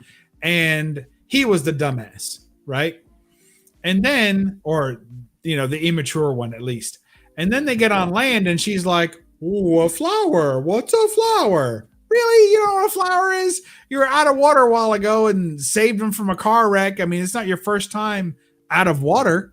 You don't know what a flower is? Like, it was just so, and they really obviously were invoking like Little Mermaid vibes, like Ariel, getting her feet for the first time. And it was like just too much, man. it was just terrible. And I don't think it was necessarily her acting, because I don't think anyone expected her to have good acting. It was just, eye candy, basically. That movie was a lot of eye candy, which worked since, Jason Momoa couldn't act his way out of a paper bag either. He's a terrible actor. She was a terrible actress. I thought the guy who played Black Manta was probably a bright spot for me. I thought he was pretty good. Mm-hmm. And I liked the character. I liked everything. I liked the design. I liked everything about Black Manta. I thought he was good. Mm-hmm. And with the Ocean Master, that was like a throwaway, he was just a big douche. Yeah, it just sucked. And then the whole movie, they gear you up for this big fight scene in the trench, and then it doesn't happen. And then they're like, no, let's not fight. And everyone's like, hey, the new king of Atlantis. I was like, what? Like, I thought we were going to see this big trench fight, and it never happened. So D'Angelo says Patrick Wilson is 5'5". So I didn't think he was that short, but that's okay. But yeah, no, he says 5'5". He likes Patrick Wilson. There you go. That's the guy that played Ocean Master. A couple of weeks ago, I actually watched Avengers Infinity War and Endgame back to back. They played on TV, and why was it 2 movies? And why was it more than 80 minutes? All right. Before we get to that, I want to know why you thought Aquaman was good. No, I said that among the current crop of DC movies, Aquaman is the least bad. So you don't think it was good? Not much, no. Okay, all right, fair enough. But Simon liked it because it was I tried to watch Shazam, and after 1 minute, I gave up. I thought Shazam was a turn your brain off movie that I actually enjoyed. I haven't seen Shazam 2, Shazam Harder or whatever it's called. I haven't seen that one yet. But I heard the Mary Marvel was a bright spot in that movie. So maybe it'll be good. All right. So you saw Avengers 1 and 2, 3, 4, 5, and 6 at the same time. Yeah. It is long. They have to have all of the characters in there. And then it's not a movie. It's like you try to compare Royal Rumble to WrestleMania, and the Infinity War and Endgame is Royal Rumble.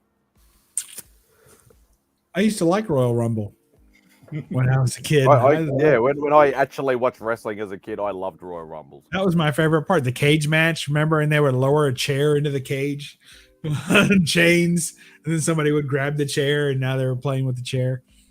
I used to love that. Anyway. I think that was Hell in a Cell, but anyway. I've not seen wrestling on purpose in quite a while. I watched the Royal Rumble or whatever was the main thing last year on replay and just skipped over. I liked the female matches where they fight each other. I think they're kind of more fun to watch than the guys fake slapping each other. No, for lots of reasons. I think the characters are more interesting. They're a little less extreme and ridiculous. The guys' characters are more interesting. Yeah, we get it. I watched the WWF syndicated shows from 91 to 93. Mm-hmm. And then there was a time when TCM Europe was showing WCW, and I would watch it every now and then. But that one was boring because it was during the NWO storyline, and the only thing that happened was they were messing up each other's fights, invading the ring, and everybody was drawing NWO. So practically everyone on the WCW was NWO, which it explains why it went bust, and WWE ended up buying them. But by that time, the storylines weren't very good. So don't ever be on a live stream with Biggie Shaq, because he will throw something at the computer if you say that would have been around 98. Was it? When was the NWO? I can't remember. I don't know. I didn't watch any of that, so I watched WWF.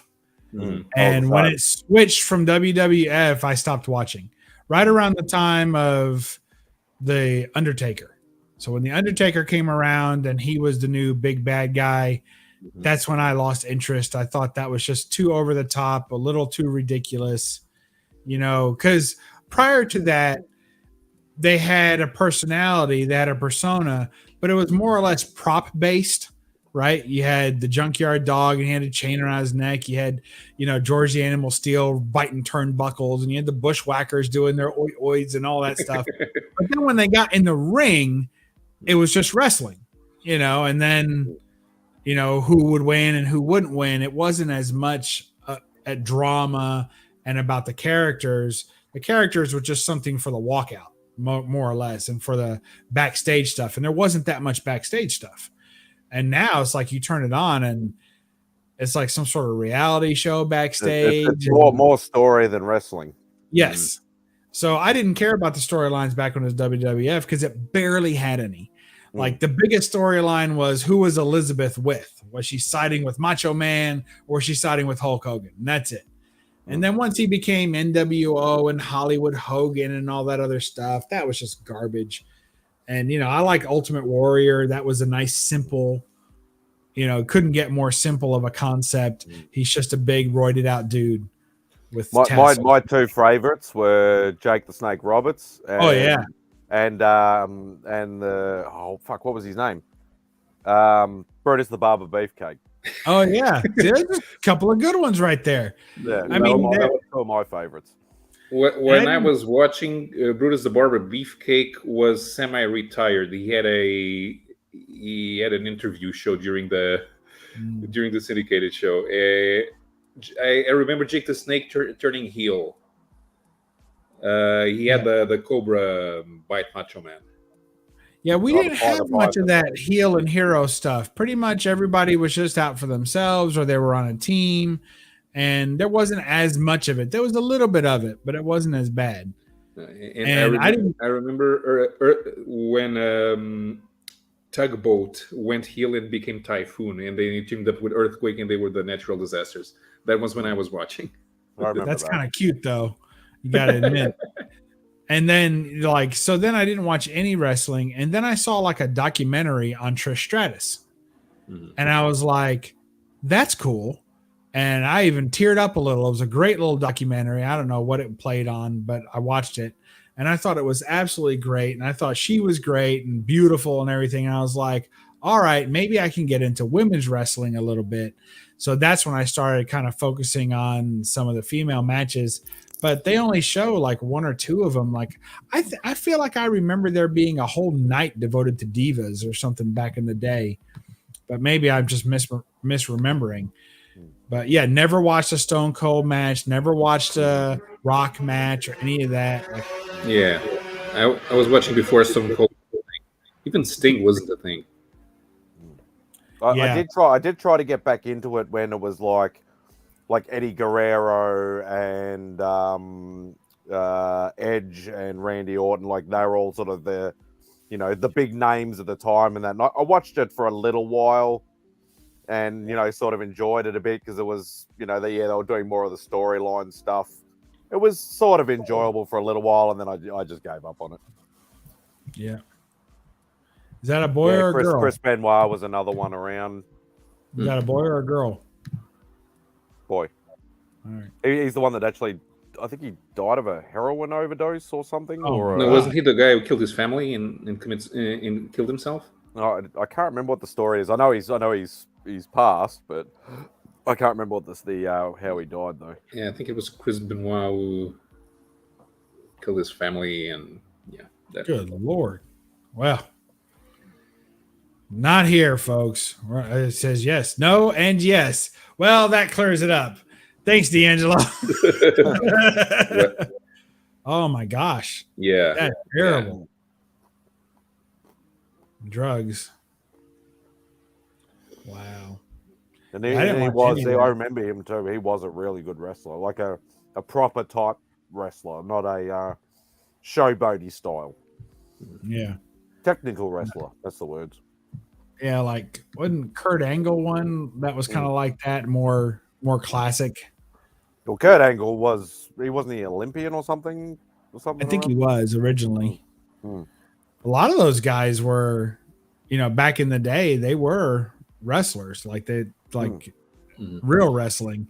No, I remember that they made a big splash about this guy Bob Backlund coming back, but Bob Backlund comes back and he has no gimmick. There's nothing about him that stands out because all the other guys who were there, they were all post TV wrestlers, so they all had something that made them a trademark.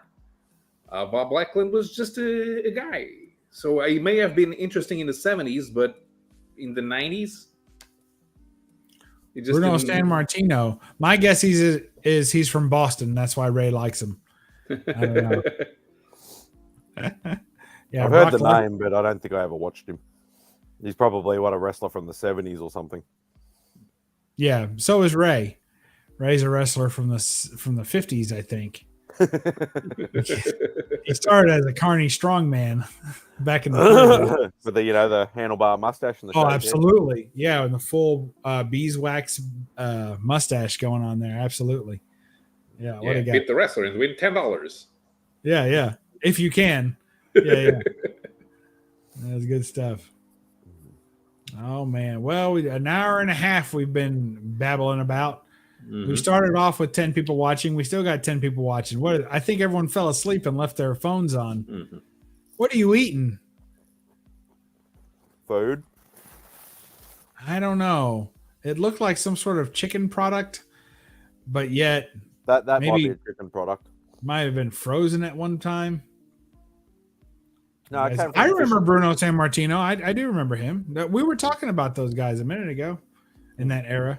We were just teasing. We're just teasing, Ray. Have a happy and safe 4th of July.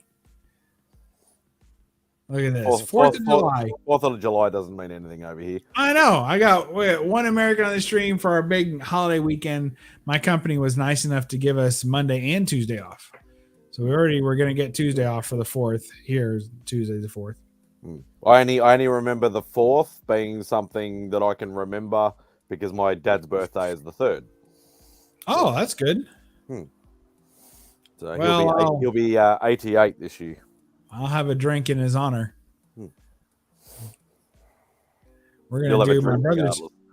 We had our national holiday on June 10th, and it was a Saturday, so it wasn't really a holiday. Oh, they don't give you any observance days? No. If the holiday is during the weekdays, we don't work. If the holiday is on a weekend, tough luck. Oh wow, we get observance days. So like if July 4th had fallen on a Sunday, and it's a day that most people would not be working, then we would get that Monday off. Mm-hmm. But since for some strange reason Corpus Christi was on the 8th, and that was a Thursday, and Saint Anthony's Feast, which is a municipal holiday in Lisbon, was on the next Tuesday, people scheduled vacation for the Friday and the Monday, so a bunch of people took off for almost a week. Wow. We do that. If we have a holiday on a Tuesday or a Thursday, people will put vacation days on the day in between. Yeah, I get it. I'm trying to maximize it. Mm-hmm. What's he saying? Just stopped me from watching Matt Spidey's last artist video. Oh, sorry about that. Artist video? I thought you were still going through the collection on your statues. Oh no, I still do both. I haven't seen the last artist video. Yeah, I did one. What was the last one I did? I hear you. A couple of days ago. I think the last thing I saw was Ghost Rider statue. Yeah, well, that's the last video, like actual video I've done. The one before that was, I'd realized I hadn't done one of my artist series videos in a while. So, who'd you do? I'm just trying to remember who the hell I did. Fuck, I can't even remember. Was I remember because you filmed it like 6 months ago, right? No. I'm one of those people that as soon as I film it, I put it together and I post it straight away. I'm not one of those people that banks up videos. Fuck, why can't I think of who it was? I've tried to, but it doesn't work. Kenneth something. Oh yeah, Kenneth Rockeford. I don't even know who that is. All right, we're gonna fix that. All right, Katie Holmes, you're getting the boot. And now it's say Rockford or Rockeford? Rockeford. ROC. Yeah, FORT. Oh yeah, it's an interesting style. Mhm.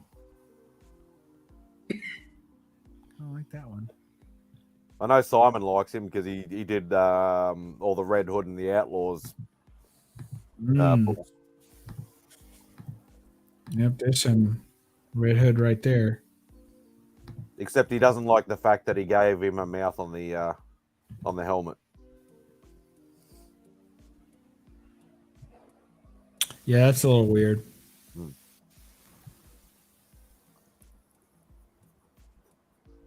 Certainly an interesting style. I don't know that it's necessarily my cup of tea. Now that I can dig. Madame Mirage. I've got a couple of Madame Mirage books. I wonder if one of them is his. Yeah, because I think he's more of a cover artist than a interiors, but I think he has done some interiors. Well, you're the expert now. No, I only just talk about the piece that I bought. So you bought a piece of original art? Oh, I commissioned him when he was coming out here back in okay. 2017, I think it was. So super nice guy, like him and his wife. Absolutely awesome. So super friendly and accommodating, even with the slight language barrier. Because he's from Puerto Rico. Where's his wife from? She sounded like she might have been same sort of. She might have sounded like it's like Spanish, Portuguese, Mexican. Why do they have a language barrier?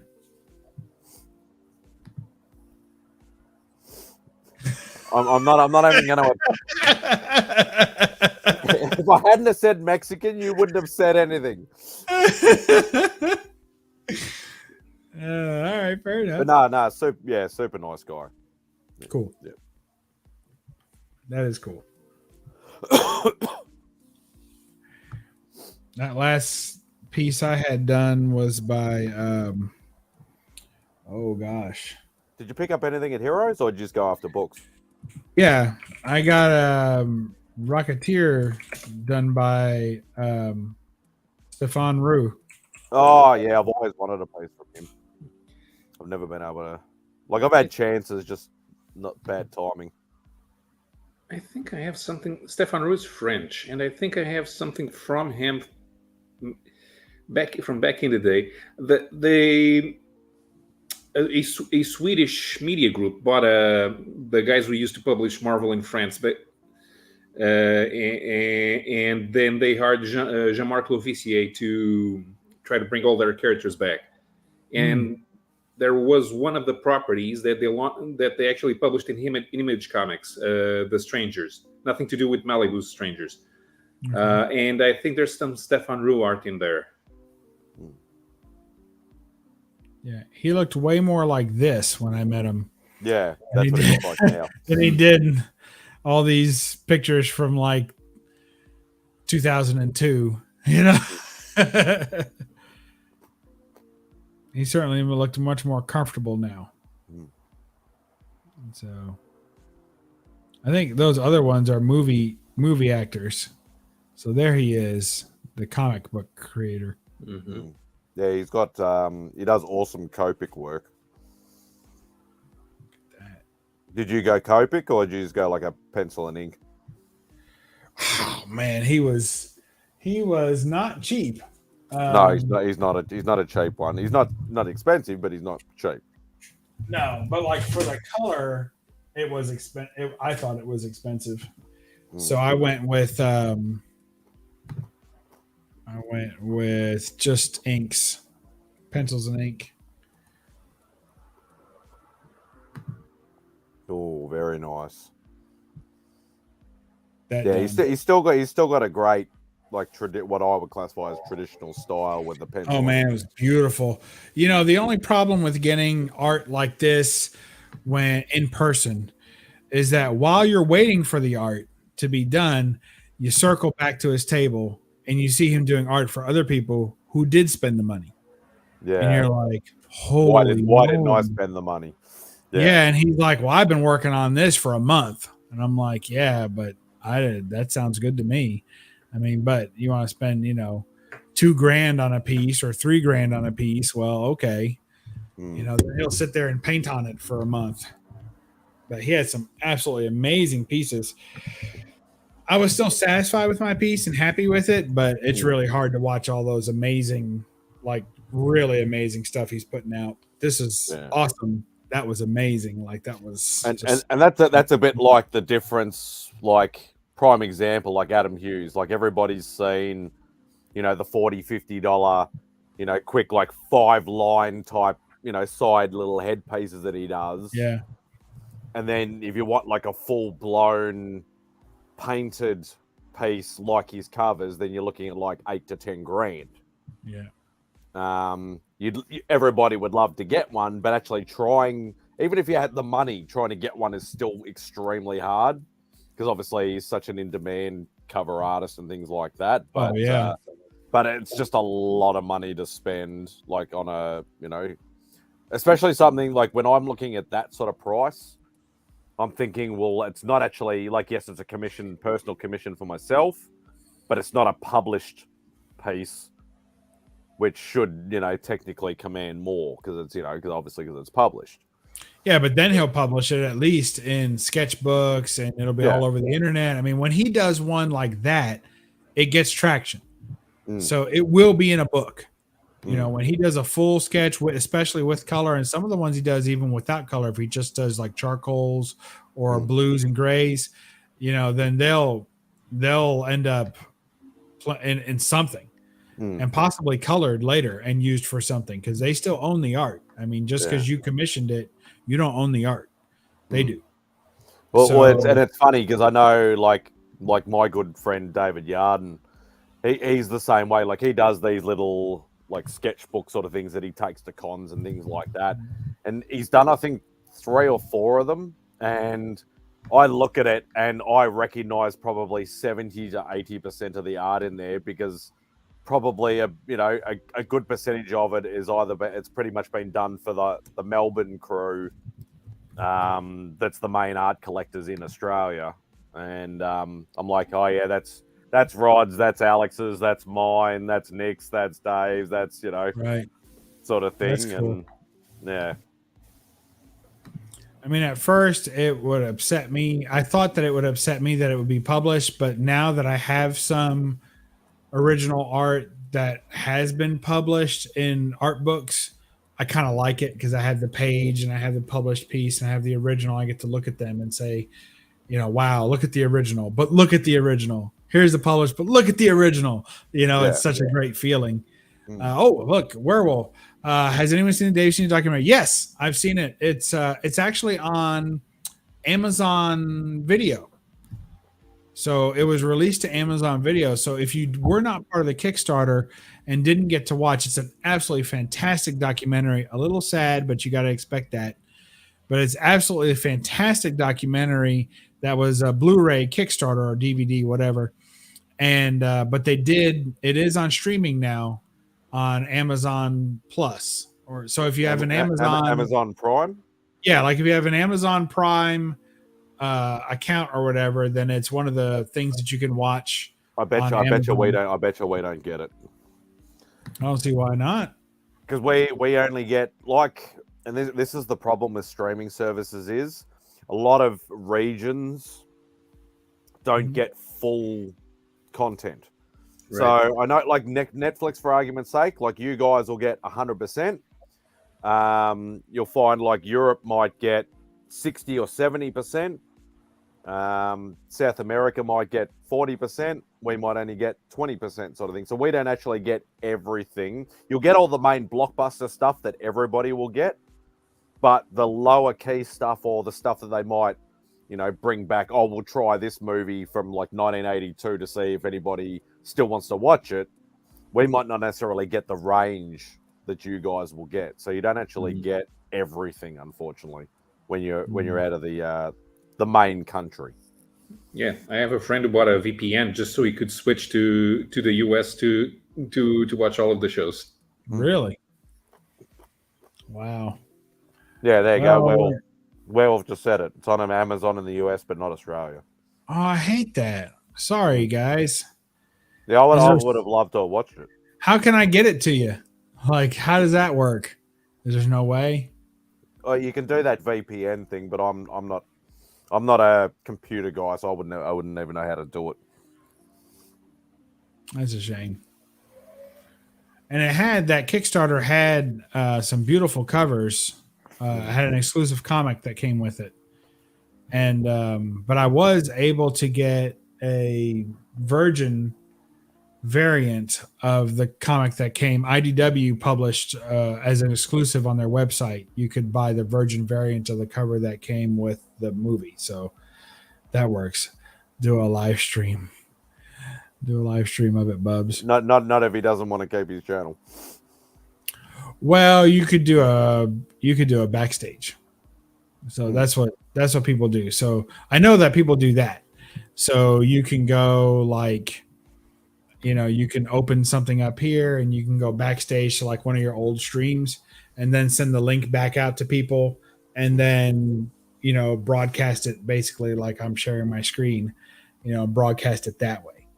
Yeah. It's not ideal, but if you really had something you had to watch, I could see that. So if we wanted to watch the porn you were in, we'd have to do that. No, it's worldwide. It's only banned in Canada and a select state in the United States that borders mine. There's that infamous state again. Yeah.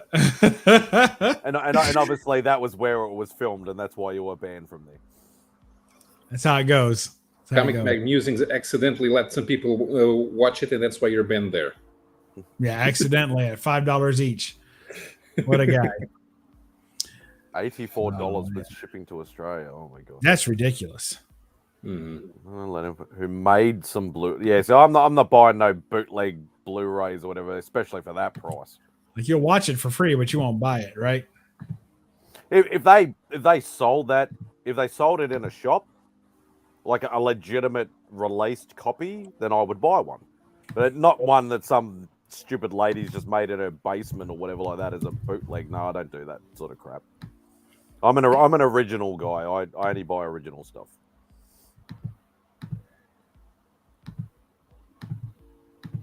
So let's see. Like some people have it available. Like you can buy. Holy smackers. I just realized that the one that I bought, the exclusive that I bought from IDW, look at this, you guys. So there's a copy. I can't tell if that is just the movie. That looks like it's the movie right there. Or it could just be a postcard. Doesn't say what it comes with. Stickers. So a t-shirt and some stickers. Hope it's the right size, right? And then that's the A cover that came out. So everyone has access to that. And that's still regular price. And that came out in the comic shops, right? But then there was... See, that's not even it either. So this is what I have. I've got 2 copies of this, and they're wanting $100 for these. That's crazy. I had no idea. I mean, and when I bought them, I think they were $10 each. Well, that's the way our industry works, unfortunately. Supply and demand. If you can't regularly get it, then people will put a price on it, and people, if they pay it, they'll keep that price at. Yeah, but that's crazy. Oh yeah. I was looking to see if they had the trade dress cover, if anyone was selling that, but those did become available. Some people, there's always people who buy one or two of those Kickstarters just to resell. So, yeah, I was kind of disappointed that I never jumped on the one that Todd McFarlane did for the Spawn figures and stuff, because I would have loved to have gotten those for Beck, but I missed the boat on that by the time I found out about it. They sold out real quick. I did get her one of the copies of one of the books that you get with the Kickstarter, because they only released it with the Kickstarter. Austin LeMay actually AOK'd one to me to give to Beck. So, oh, cool. So we at least got that, but we never obviously got, because you got a figure and the exclusive book and like all sorts of cool stuff. So I got to meet Austin LeMay a couple weeks ago at Heroes Con, and I felt like I was supposed to know him. Like, does he go by something else? No, that's literally his. He doesn't do like a what's the word I'm looking for? Like a nom de plume or whatever you want to call it. Like, like literally, it's just his name, and that's how he signs it. But he's an artist, right? I mean, yeah. Well, it's not his full-time trade. Oh, okay. It is because he's I think a graphic designer or something by trade. Okay. So he actually does a lot of advertising work and things like that, and a lot of it is like non-disclosure stuff, so we can't actually talk a lot about it. So he will, so he's like always super busy. He does real like big contract work and things like that for, for big companies and doing advertising campaigns and all that sort of stuff, or website design and all that sort of thing. But yeah, he's still an artist, to his core. So he's a pretty nice guy. Yeah, Austin is awesome. Yeah, cool. Super awesome. We actually did we every now and again we'll do a silly little sub push for him, because he has obviously he has his channel. There's no content on it because he's just one of the supporters and one of the friends. But we'll do a sub push. I think we got him up to about 200 subs or something like that. Wow, that's pretty good. Joey Bags is saying we need to do a watch party for you guys. Oh, they may eventually. Sometimes it's just a timing sort of thing. Like, you might not necessarily get it like straight up. They might just release it like a year or 2 years later or something, and you just got to remember to be able to stumble across it. But right, because they're not going to advertise it as hard, are they? When it's a year later. Yeah, it's just going to be put in their back catalog, just a trial to see if it works in a different region. Why do they do that? Like, I don't understand what the purpose of that is. It's like we're paying, like, even with currency conversion, we're still paying the same rates that you guys are paying in other parts of the world. You're still paying your $9 or your $5 or your $10 or your 20 pesos or your 40, whatever else. But we're getting not the full content. Well, not the full range of content, should I say. Which is, stupid. It's shameful is what it is. But people will pay it because they want the attraction type, shows and movies. And yeah, because they'll pretty much be universal everywhere. Although the timing on that sometimes is off as well. Sometimes you'll wait six months or, for a premiere show. Well, it's weird. Like, if you look at, say, Disney Plus, for argument's sake, Disney Plus will release all the Marvel stuff, whether you love it or hate it. We're not talking about that side of it. But they will release it on a certain date, but they will make it a worldwide sort of thing. So it'll still be, say they might release it at, say, midday for you guys, then they'll release it maybe the day before, technically for us, but at the same time. So it's literally the same time we're all around the world. It just looks like we're getting it earlier because we're ahead in time. But you got things like Titans, for argument's sake. Titans is on Netflix. It went to, I think, HBO Max. Yeah. Or something like that. We still haven't got season 4. Like we're still waiting on season 4. It's supposed to be coming, I think it's supposed to be like mid or end of July. So I'm like, and I enjoyed Titans, and I'm waiting for season 4, and I'm like, well, and like Mark from Legends, like, oh yeah, it's like already finished over here, or it's on like the last couple episodes or something like that, and I'm like, I'm still waiting on it.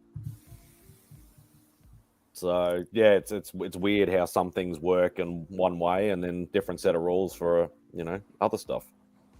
I don't know why they even. I don't know. I'm sure there's legal reasons and everything like that, but why? Like, I don't know. It just seems and wrong. it's gonna be on Netflix again for us.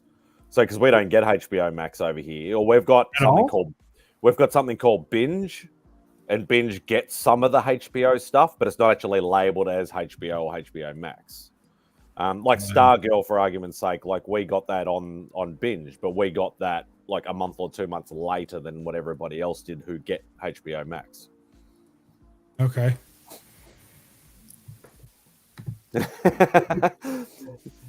I don't know what it is with Americans and the Poms with the Bluey.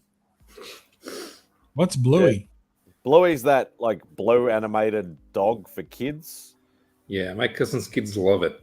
Yeah, but it's actually got, it's a bit like I suppose it's a bit like The Simpsons, where there's a very adult undertone if you know what to look for, sort of thing. So Okay. it can, like, the hidden meaning can be very adult like, because there were actually apparently a couple of episodes banned in the US because of the content, but it's supposed to be directed at little kids. But obviously, some mum's gone, oh, hang on, that's not appropriate. We can't have that on. And then they banned a couple of episodes. Yeah. Yeah, it's a little bit...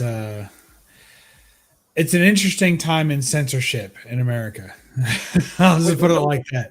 Which I find it weird that, like, America is, like, especially, like, TV shows, like, like live TV shows and stuff, there's, like, very limited with, like, you can't swear, or nudity and stuff like that and things like that. It's very sort of thing, whereas most of that stuff comes out of the US. But like you watch, like, I don't know if you know who Graham Norton is. Yeah. I love watching the Graham Norton show because all the big American stars go on it, and then they swear and they're like, oh, I can't say that or whatever like that. And he's like, no, that's fine. Yeah. They're like, F's and S's and C's and this and that and whatever else, and just dropping them everywhere, and they're loving it because they can't do that on American TV. Yeah. I think it's weird. And I think it will change. And I think it'll change pretty soon. But it's going to take a cycle. Like right now, we're in that political correctness stage, though.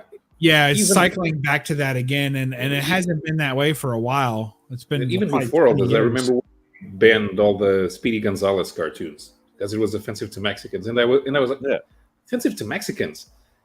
He's the hero. Yeah, but they brought it back. But Pepe Le Pew, they cancelled altogether. They never brought him back. Yeah, because he's too rapey. Yeah.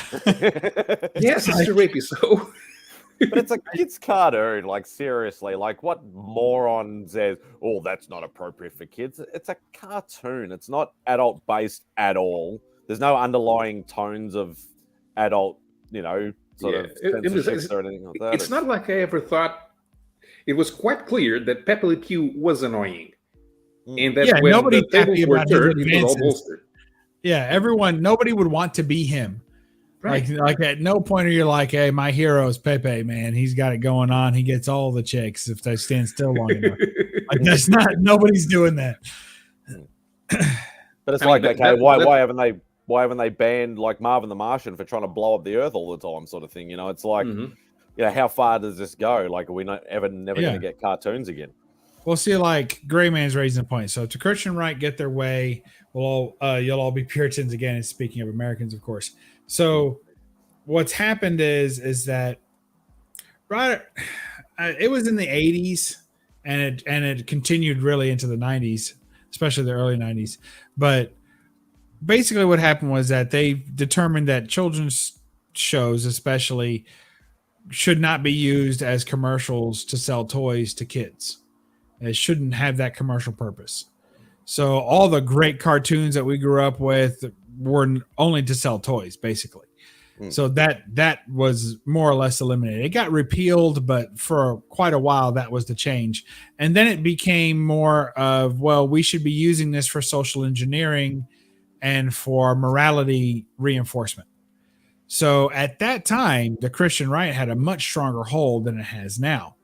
So now what's happened is that the children's programming is still being used for social engineering and morality, reinforcement, but it's no longer the Christians in control of the button. So now you have the political correct machine and the, I hate to use the term woke, but whatever. It's not the right, it's the left. So now you have the more extreme left clutching their proverbial pearls, and so that's what's happened. So now it was the far right in the 80s that took control of that programming, and now it's gone to the far left. So but it's still the same. It's still programming. It's still people fussing about what's being said. They just have a different idea of what that morality should be than they had 30, 40 years ago. So that's what's going on. So, it's really not as different as it used to be. It's just a different group in control. So, which when you sort of look at that in retrospect, it's like everybody now is about nostalgia. So it's all about, people are starting, they're collecting Transformers or He-Man or G.I. Joe or, Marvel figures or DC figures or stuff from their childhood. They're wanting the originals because it's that nostalgia sort of kick that everybody loves. And it's the same with comic books as well. Like people, want to collect, I want my birthday book, or I want the book I had and I read to shit, as a kid and stuff like that, because it is a nostalgia trip and it's become full circle. And I don't know why there should be such a big drama about, because shows sell toys sell shows, whichever way you want to look at it. Yeah. It's all marketing, it's all money making, and it's what makes the world go round at the end of the day. Yeah. My parents didn't have the concept of merchandising growing up, but they had a nostalgia element that's very, very weird. Because in the 1950s and 60s, we were a fascist-style dictatorship, and there was a time a few years ago when they were reprinting the elementary school books that they had, because they were all the same. They had to be approved by the state, and they had to say that that the first minister was the best ever, and stuff, that they should all strive to be great citizens. Telling this to first graders, of course. But when those books, and then they republished those books, and all of the people my parents' age went and bought those books. They wanted to have a copy of their first, second, third, and fourth grade books, where they were being told to be patriotic and respect the prime minister. Yeah. Well, it's like what is it? Roald Dahl's book, like the BFG. Like a lot of us read as a kid, like that. Oh, you can't call them fat now; you have to say enormous. And it's like, it's the BFG. It's not the BEG. It's the BFG. It's like, when it's been around for like 30 odd years, and it is. It's literally one. I'm not going to try and sound sexist here, but it's usually some mother or something that's like, oh, that's not appropriate. They kick up a stink, and then everything gets changed just because one, stupid idiot is wrecking. It's the minority wrecking it for the majority sort of thing. And there's. I just find it that there's the problem I have with it is that I have no issue with authentic, dissent or outrage even. I think it gets a little far sometimes, but I have no problem when it's authentic. But I find so many people today they're offended for someone else, without ever consulting that person to find out if they're offended at all. So this third party offense, like, I watched you talk to that person and I didn't like what you said to them. Well, I wasn't talking to you. Oh, well, why don't you ask them if they're offended? And if they say, no, I wasn't offended, then shut up and go away. You're wrong. But instead, if someone just witnesses or is like people are getting triggered by stuff that's not even directed or happening to them in any way. And it's not the old adage of, oh, well, then they went after this guy. And if there's no one to stand up for them, I get that you got to stand up for people who can't stand up for themselves. And children are in that group. I think anyone who is truly being oppressed is in that group as well. But this idea that you need to shout out at everyone you see and tell them, hey, stop interacting with that person in a way that offends me is a little ridiculous. Yeah. You're allowed to be offended by whatever you're offended by, and I'm allowed to not give a crap. And God-given right to not care. Yeah, it's my right to not care, and it's your right to care. And that's the way, and let the chips fall where they may. But what happens is that these people get into political power, and then they believe that they can change the system, change people, engineer people, socially to have a different mindset. And I'm not going to say that doesn't work. We all know that works. History is filled with that working, like Paolo's talking about, that it works. You put out a book that says this and you give it to every kid and they will believe it. So it's not very difficult to form the mind of a child. It really isn't. A lot of it they do by what they see and what they observe, and the rest of it is beat into their brains. So to take the opportunity to do this with it, I think is irresponsible, because there's so many better things you can teach a kid than the social and political correctness of the moment, because that's such a fluid thing.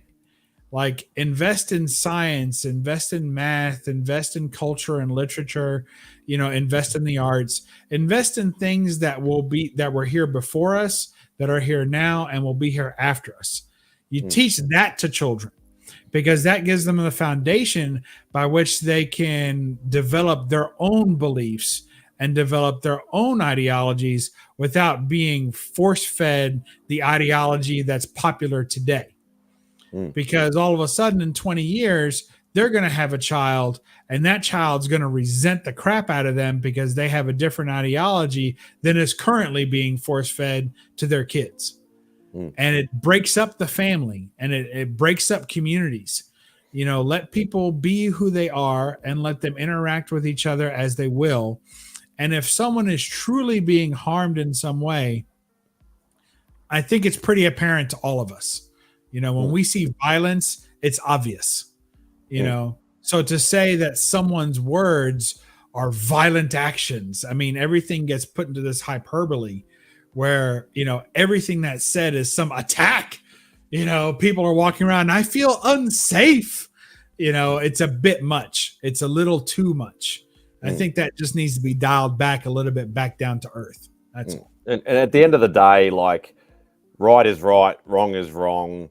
But all this political correctness is the gray area in the middle that everybody will have a different opinion on. But it's as I said, it's the minority forcing it on the majority to try and make it a wrong is wrong.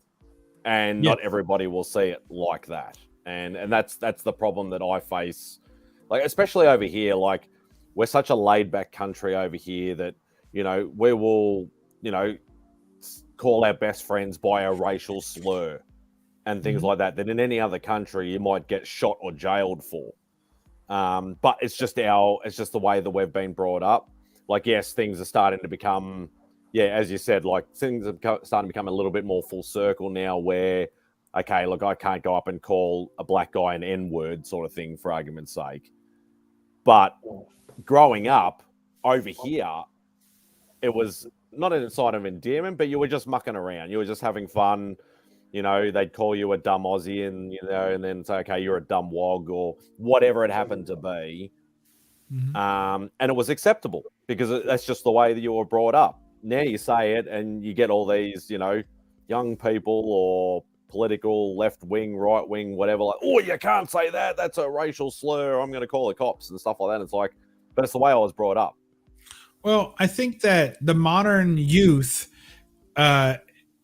is experiencing a more homogenized international culture than ever before. We have ties, and certainly anyone older than us, and some younger than us, but not all the way, right? We have a culture that was built in a community, and to a larger extent built maybe in our sector or state or whatever province, whatever you have, and then it expands out to your nation. You have national pride. And I think that the lines of communication now are so wide open across the globe that kids are sharing ideas with each other cross-culturally. Yeah. And so now there's a new baseline of an international culture that we didn't grow up with. We grew up with family values. There's no real family values for kids anymore. It's just whatever the popular values are of when they grow up. What the social media values are. Yeah, and that's not even localized to your town or to your area. It's certainly not localized to your family. It's now an international thought. Yeah, but the thing about the family value, you go to a family gathering, and the younger kids, they're not talking to the family, or they're not watching the family. They're on the phone. Yeah, phones, they're isolated iPads. from what's actually going on there. And that makes them lose touch with the real world. And it's kind of funny because I grew up with my dad saying, "Stop watching TV and go outside." Right. Right. Because there's a difference between entertainment and communication. And yes, I would have been found playing a video game, or I would have been found reading a comic book, but I would have probably went outside to try and read that comic book to get away from the family. So it's not that kids all of a sudden don't have a natural urge to be with their family any less or more than we did when we were kids. But the difference is that instead of self-entertaining with something, now I'm communicating with someone about how much they don't like their family. And I remember as a kid, when you wanted to talk on the phone, you had to ask permission to use the phone on the wall. And then you couldn't leave more than if you had a long cord. Yeah, I mean, we had those, and you couldn't leave more than you certainly couldn't leave the room and still be connected to that phone. And it was more or less monitored. And most of the time you whispered if you were talking to your friends because you didn't want your parents to hear the bad words you were saying. But now kids are just screaming whatever the heck they want at each other. And they have a very mob mentality to the youth right now, where I believe it, you believe it, it must be true. And we can't trust what anyone else is saying, because if you go far enough on the Google page, you'll find what you're looking for to validate your beliefs. And that goes for all ages. Yeah, but that sort of isolation, they stop understanding social cues. Like when we were talking earlier, we knew that Pepe Le Pew was not a role model. They don't, because we have the social cues. You don't treat women. We know we don't treat women like that. It's just it's just a cartoon. That's what made it funny. That no one was running around doing that to the kids. Not it was absurdity. Yeah, not interacting with people outside of the social media where they are. They don't see. They don't see body language. They don't understand facial expressions, and so they stop having the social cues. So if they see Pepe Le Pew, they will think it's real. They don't understand the context that created that story, and why the story can be funny while not being appropriate. It's a single level of communication. There's no nuance. All nuance is lost. All the nuance is lost. Everything is cut and dry, black and white, and there's no gray. There's nothing in between. And if they think there is, I'll just ask somebody, well, what is this really? Is this good or bad? Is this good or bad? And I think what'll really change, I mean, people talk about right now, there's a strong feminist movement going on again, new wave feminism, and that's all fine. Some of it I agree with, some of it I disagree with. Ultimately, it's just anyone who cries that they want equality generally is saying they want superiority. Like, I want equality to the point where I have as much as you have, and then I want more. And it's like, well, wait a minute, so do you want equality or not? So that's always an issue, I think, generally. I don't know how prevalent that is going on around the world as much as it is just a reflection of what's going on here and kind of bouncing out there. But I think that the next major movement that will occur will be we will have an age-related revolution. I believe that there will be a young group that will solidify, and honestly, I'm not necessarily opposed to it, but I think that we will have a youth revolt, a true one, not the ones that we sang about in the 60s, 70s, and 80s and said that, oh, one day we'll rise up. But I think it really will happen.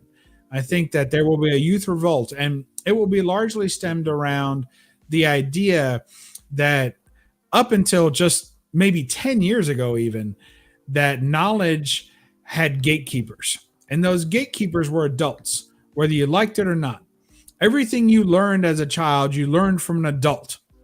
Now, the only thing you learned from your friends or from your peer groups was how to make a mud pie, how to chase a rabbit, how to do all the things you probably weren't supposed to do.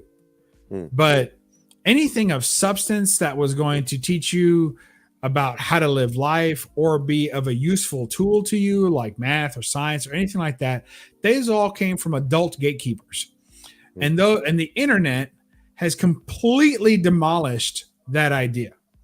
The idea of going to university to learn from a professor who is teaching you potentially from a book that another professor wrote 30 or 40 years ago is no longer the predominant learning model. Now people learn through more self-study as they used to 100 years ago. So there's more self-study now that takes place. If Simon wanted to go learn how to fix his toilet tomorrow, he might deal in some electrical work all the time, but maybe fixing a toilet's a little out of his league. He's never done it before. Is he going to call a plumber first? Is he going to go to plumbing school to learn how to do this? Or is he going to watch a 5-minute YouTube video and take his chances and call a plumber if it all goes to pot? I think he's probably going to take the third option, right? I mean, you're gonna have a do-it-yourself mentality. You're gonna try and teach yourself how to do it. Stop me if I'm wrong, Simon. Are you gonna try and do this? Are you gonna fix the toilet tomorrow? Fuck no, I'll call a plumber. But like in saying the feminist thing, this actually and I've always heard about people talking about feminism and like the rise of the feminists and all that sort of stuff. It wasn't prevalent to me until literally a couple of weeks ago. I was walking into a shop with one of the, no automatic doors, old school, sort of pull open glass door. Lady was right behind me. I stopped. I turned to the side. I opened the door for her, as I was raised to do, to be a gentleman to a woman, regardless of young, middle or old, and opened the door and let them go in first, because that's the way I was raised. And she goes, I can open the door myself, And I just looked at her and went, fine, go in then, or whatever like that. And I just walked off. I didn't even go into the shop I was going to go into. I just felt like saying, like, that's the way I was raised. Please excuse me for my ignorance. But I didn't. I just said, just go in then. And I just walked away. And I'm just like, that just nailed the coffin for this feminist stuff. And I'm just like, what happened to old fashioned values? Like, there's nothing just wrong manners. There's nothing wrong with common courtesy. Manners. Common courtesy. Manners. You let somebody in traffic, a single finger, a wave, whatever, salute, whatever. You let somebody in traffic, just a common courtesy, just to say thank you. I don't care whether you raise half a pinky. It's still an acknowledgement. It's stuff like that is just a dying art now. We've all been, with our sort of age group, we've been raised as gentlemen or whichever like that, to be considerate to the fairer sex and things like that. It's not being sexist. It's just having common courtesy. That's all it is. Well, I think to me it does come down to manners, because even if it's an unrequested act of kindness that you've done to hold a door for someone and they feel like it's unnecessary, they could still say thank you. Yeah, that would be a common manner, a common courtesy to say, I didn't need you to hold. I mean, does she really believe that you think she could not open the door on her own? Yeah, like, not as if she was like a 110-year-old not out woman on a walker. She was in her mid-30s. Right. and it's not because she was overly attractive. She was just normal looking. I wasn't like trying to pick her up or anything. I was just being a gentleman, and that was all it was. It's the little things that make up civilization, where we all make life just a little bit easier for everyone else. Yeah, and this is the full circle thing where it's like everything is feminism, political correctness, individualism, whatever you want to call it. It's like, no, I'm just being a nice person. There's nothing wrong with that. Like they say, a good thing can go a long way. And it's true, and that's the way I live my life. Like if somebody says to me, "Oh, can you? My car broke down. Can you take me down to the shops?" Yeah, no worries. I'll take you down to the shops. Oh, I'll give you $10 for petrol money. No, it's all right. I don't mind you. You asked me for a favor. I'm happy to help. Mm-hmm. There's nothing wrong with that. Well, I think that comes back to our relationships being largely community based.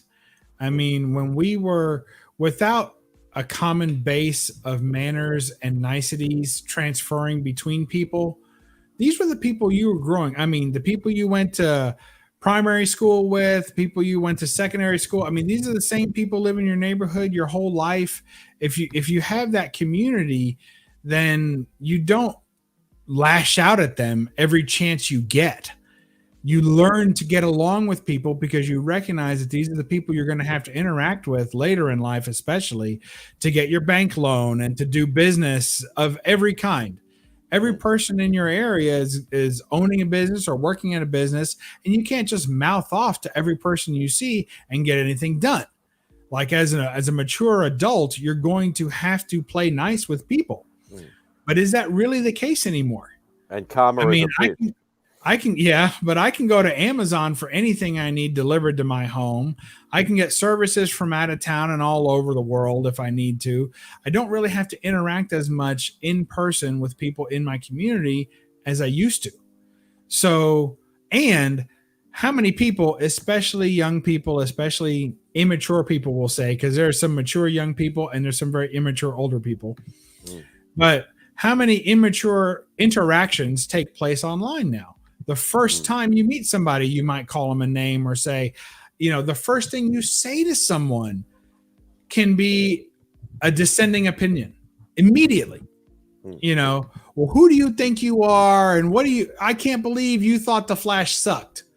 You must be some sort of idiot if you thought The Flash sucked. Like that could have been the first thing someone said to me. The first interaction that I had with someone could have been just them saying, I immediately disagree with you, and here's why. That's off-putting. You wouldn't do that in person. You wouldn't stand up on a chair and say, you're wrong and you're wrong, And that's this like cancel culture sort of stuff as well that people are making, okay, everybody's got a right to their opinion. Everybody's got a right to, voice their opinion on social media or in public or whatever. It's freedom of speech, fair enough. But it's this whole, I'm going to do a YouTube thing and just bash the crap out of everything. I hated this movie. It's the worst fucking movie. You're an idiot if you fucking watch this movie and and all that sort of stuff. It's just like, give an honest opinion, but don't do the backhanded compliment to people that might have liked the movie or the book or anything like that. It's all this cancel culture and woke stuff and whatever that's literally turned the world upside down. And it's like everybody is getting views, getting subscribers, getting whatever for being an angry asshole, basically. Yes. And I think that part of that is that we've lost our sense of humor a little bit as a society. So, you take like a comedian, you know Lewis Black, right? I'd never heard of him. So he's basically an angry asshole, like you said, right? But it's funny because it might be the thing that someone thinks, but they don't say. Yeah. Another one would be says it. Yeah, like Dennis Leary is another one. Yeah, I remember Dennis Leary. In some cases, I guess. Yeah. So I mean, when it's absurd because that's something you may think in your mind, but you would never say out loud. So it's comical that someone is willing to do it and to be so brazen about it. That's where the comedy is. But now people are that brazen all the time. and say horrific things to each other all the time, out loud, in public, and think that they're right. Like they're pretty sure that what they said was correct and they have the right to say it, and that not only the right, but the responsibility to shout at someone right now. And I think that it's because we've lost the idea that doing that something shouldn't be said. I mean, there's people taking pictures of every meal they have, and posting it. There's people documenting every motion and movement. They're so self-centered and so self-indulgent that every little thing they do, they think needs to be preserved forever, and it's those kinds of people that feel like, oh my gosh, I have to say something about this. I have to have everyone know which side of history I'm on this and every subject. And you really don't. I try and follow these rules. I fail often, but I try and follow these. Right, Gray Man, have a good one. I try to follow these rules, and it's like, does it need to be said? Yes or no? Right? It's the first question I ask. Does it need to be said? Then does it need to be said by me? Because it might need to be said by somebody, but it may not need to be said by me. Maybe by an authority in the matter, or maybe by someone who is closer to you. If I think Mad Spidey's facial hair is absolutely hideous, is it really up to me to comment on that, or should be somebody that loves him and has to see him all day? So does it need to be said? Right. So that'd be right. It could be. Does it need to be said? Does it need to be said by me? And then does it need to be said by me now? And that last one's a real killer, because that will almost crush everything that you think popped into your head and has to come out of your mouth, because it may need to be said, and it may need to be said by you, but now's not the time to tell your wife she doesn't look good in that bathing suit. Now's not the time to smack a breadstick out of your kid's hand in the middle of the restaurant because he once again was inconsiderate enough to take the last one. There's something that might need to be said, and there's something that might need to be said by you, but it very rarely has to be at the moment that you feel it and the moment you think it. And if it's something worthy of being said by you, it's probably worthy of taking a little extra time to develop a plan for delivering this news, taking a moment back from the situation. Yeah, before social media, when we had forums, remember forums? Oh, yeah. We still thought of that as writing a letter, yeah, even if it was on the internet. So we took our time to back up what we were trying to say, make sure that we were understood. Then when social media, it was instant. It allows that opportunity that we just didn't have. And at first it was a Pavlovian response. We could immediately, okay, I dislike this. Yeah. This sucks. But then you start having arguments. And after a few arguments, you kind of, wait, why am I having an argument here? I got stuff to do. Yeah. And I'm not going to come back to this discussion because it's going to be buried on whatever new stuff is going. It's not going to be important. So after a while, we understand that's not. There's no point in having arguments about every little thing, no matter how ridiculous. You may think, okay, yeah, this is ridiculous. Never mind, because that's what we used to do. But okay, this is ridiculous. I'm going to go over there. Yeah. It really can't get that way too, and it's funny you mentioned Pavlovian response, because that's how they first got us, right? Bells and dings, bing, something needs your attention, bell, bing, ding, ding, right? Nothing but notification sounds to draw you back in and have you a response to check whatever device just made that noise and see if there's something that you need to participate in. Whatever that participation looks like. It's also the fear of missing out sometimes as well. Oh, yeah. If someone's talking about this. Yeah, it's even like, we're like, especially in YouTube, we communicate through IG. You end up getting put in about 1,000 bloody group chats. Like, you don't look at it for a day, and then all of a sudden you come up and it goes, oh, you have 3 new messages. You click on that. and it says, "Oh, there's 3 comments," but when you click on that, it just goes like about 20 pages, and you're like, "I'm not going to sit here and read freaking 20 pages of stupid messages and memes. I'll just go to the bottom and go, okay, no, there's nothing," and just turn it off again. So it's, but some people will literally sit there and read, like they'll go, "Oh, okay, I've got to find exactly where I last read a message, or I read that message 3 weeks ago." And his phone started going off like crazy during a live stream. That is the one key I will give to anybody who ever does YouTube, wants to become a YouTuber, gets involved in group chats on IG. Put the mute on chat on mute, because if you live in another country, everybody's talking at 3 o'clock in the morning when you have to go to work in 2 hours. Put it on freaking mute. Yeah, that's true. That is true. I think, look, for most of us, we're preaching to the choir here. We're talking, we're in agreement on most things. We're of similar generations. I mean, this makes sense. But I mean, the people that we're talking about who are saying things we don't like are saying them really loud, and they're saying them to a lot more people than we have access to influence in any way. And that's what we put in the extremist category to some extent. Yeah, it is. But I think that overall, the loudest voices are getting a little more extreme, and the idea of what's absurd and what isn't is getting very blurred. And that too much of a good thing is just more good. Like, there used to be some pretty commonly understood things that things should be generally in moderation if you want to enjoy them for a long period of time. And anything more than that is probably detrimental to you in some way.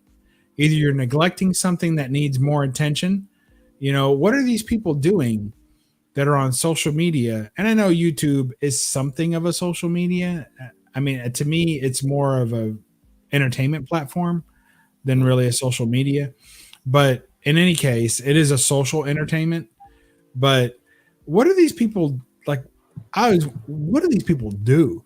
Like, whenever I get on Facebook and I see people, which I don't very often, when I see people just going at it and everything, I'm like, wow, these people have nothing better to do. Are they all retired? Are they all stay-at-home moms and dads? I mean, what are they doing? And if they are, what's the kid doing while they're doing this? And then you start realizing, well, they're doing the same thing. Everyone's doing the same thing. The mom's sitting on the couch and she is yakking with her friends about the school and this and what she doesn't like about this. And can you believe this girl wore her hair that way to the PTA meeting? And then you got, the dad's on there and he's looking up 5 ways to cook a steak. And he's checking, looking at pictures of Gal Gadot in her newest outfit. And he's scrolling away. And then the kids are talking to each other like, can you believe mom and dad are doing this and that and the other thing? And, oh, do you have the answers to tomorrow's test? Like, that's what's going on. Everyone is connected, but they're not connected to each other. They're connecting to their peers instead. And that's why that to me is the bigger divide, is that the family is kind of separating a little bit and everyone's getting into their own little groups. And now it's more important who you identify with on social media than it is trying to make a connection with your own family and community, because that was something that we had to do before to get along. And now you don't really have to do it as much, to get along. Well, it would be nice, but it seems like people are finding alternatives to being nice every day. So, and sometimes you sort of look in retrospect, as in, you remember how, life used to be, even before mobile phones. You're like, you would have to, somebody would ring and go, oh, do you want to come over and have a sleepover tonight or whatever like that at my house and stuff like that. You're like, if you were out, playing at the park around the block or something like that or whatever like that, you would miss that call, you would miss that interaction and stuff like that. But it was so much, like, you had so much enjoyment when you were there for that phone call. You'd be like, oh, I actually made that call. We'll go and hang out with my best friend or whatever it happened to be. And it was it was a great time. You remember that as a kid. But now it's like everybody's so easy to get a hold of because, you know, you have your mobile phone numbers, you have your text, you have your FaceTimes, you have your IGs, your Facebook messages, your whatever. Mm-hmm. There's nowhere to escape to.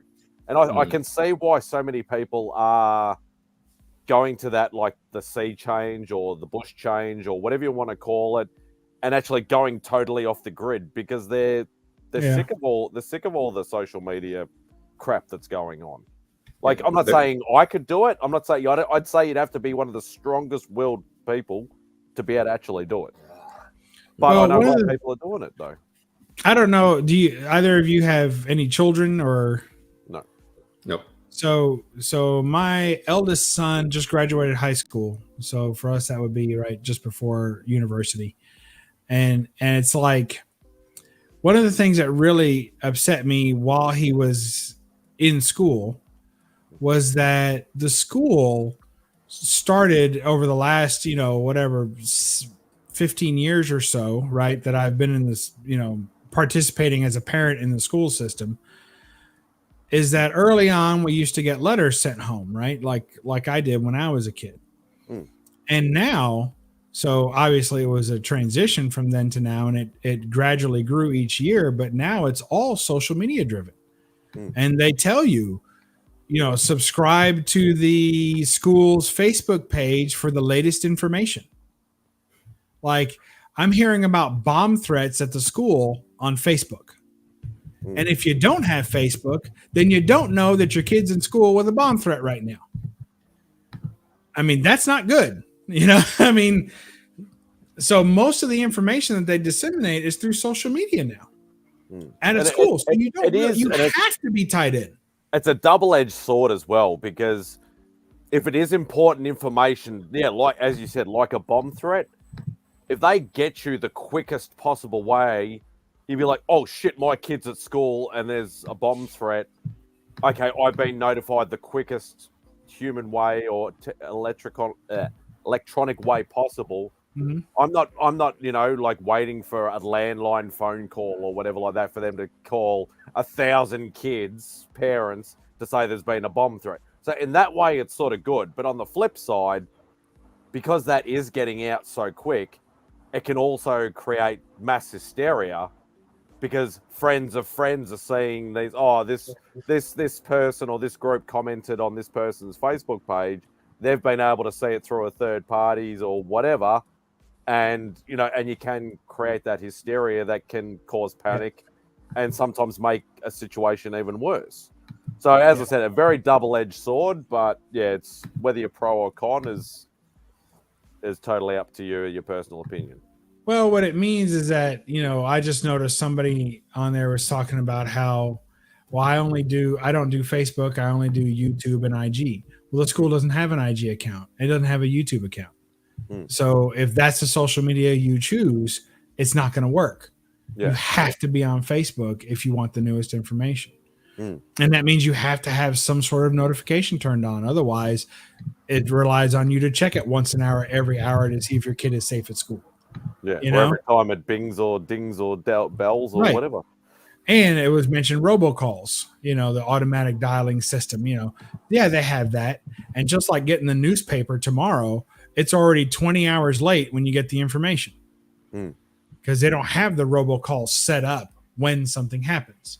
So if you want to know immediately, like your fellow parents are finding out immediately, then you need to have Facebook. So, and that gradually just kept getting, and I started, I would ask the teacher, how come we didn't know about this? Well, it was on Facebook. Oh, my mistake. So, and that's kind of what started me having to get Facebook, was that I had to, be part of the system if you want to get the information. But whereas Facebook was my main introduction into social media, because I'd pretty much, I'd had an email, I'd had, an eBay account or an Amazon account or whatever you happen to be. But social media wise, Facebook was my main introduction. I avoided trying to get onto social media because I didn't really care for it. I didn't have a need for it. In saying that, I built up a lot of relationships especially in the comic industry. Like I have like over 1,000 friends, and probably 900 of them are probably from the comic book industry. You know, they're all writers or artists or, you know, or collectors or, you know, people from around the world and things like that. Yeah. Most of my commissions were probably set up through Facebook and Facebook Messenger and things like that, like over the years. And then obviously Facebook started sort of dying down. You started getting your Instagram, your Twitter, you know, obviously the YouTube things come sort of full circle. There obviously were some OGs that have been around since the start, may or may not still be around, but it wasn't as prevalent as it is now. But yeah, there's so many options now, and it's like, when do you stop? It's like, yes, I still have a Facebook. I only use it for my comic collecting group. So literally it's just a buy and sell, you know, and show groups. Marketplace. That's the only reason why I use Facebook anymore. I barely use it at all. I've noticed a few of the YouTube guys have started sending me friend requests because they've magically found me somehow. But yeah, I barely use it. Like I mainly use, just IG and YouTube, and that's pretty much it. I tried Twitter, could not get a grasp on it at all. So I gave it away. I'd never tried Snapchat or Telegram or whatever any of these bloody other stupid things are. I don't know what they are. I didn't even bother with them. Right. But am I going to miss out on stuff because I don't have a Twitter, because I don't have a Snapchat, because I don't have a Twitch or a Discord or this or that or whatever else? Possibly. Yeah. No. But at the end of the day, I don't care. Yeah, we are not supposed to know everything that is going on in the world at once. Yeah. Your brain would literally explode in less than a second if you did. Ultimately, if there's something that you need, you will go look for it yourself. You don't need it to come to you. And especially the things that you're responsible for being concerned with. Like, you know, when that sub went down on the Titanic, everybody was talking about it. Well, I didn't know what the heck was going on for like 2 days. Like that wasn't anything that I was checking on or interested in or cared about. And then I'm having a meeting at work, and the first 15 minutes of the meeting is dedicated to this sub. And I'm like, well, I don't know what the hell these people are talking about. Like, I've heard there's a sub missing. Yeah, I heard about it. Sure. But I hadn't read a bunch of articles on it and watched a bunch of video on it. Like, I didn't know it. Yeah. Are you going to be the one? Are you going to be the one that's going to go down there and save them? No, then forget about it. Yeah, like I have, you know, I could talk for 15 minutes about, you know, the spaghetti dinner I made last night. Like that meant more to me than a missing sub somewhere else. So, and all of a sudden, just saying it out loud makes me feel callous. Like I'm supposed to care about that. Like, so it's not just missing out, but it's almost like they want me, they're compelling me to care about something that doesn't affect me in any way and take my attention there as opposed to where it needs to be, which is focusing on this little empire I've created and keeping it afloat, you know? And that's the way that the people have to look at it, is like, they should be looking at it as in, it's not that you don't care, it's just that it's not on your radar. That's all it is at the end of the day. It's like, okay, yes, I've heard it, I know the story, it's sad, but it's not like anything that I need to worry about. If I'm not related to one of those people, I didn't create the sub, you know, I'm not a bloody deep sea diver and I could have helped them or something like that, you know. So at the end of the day, it's not that I don't care, it's just that it's nothing that needs to influence me.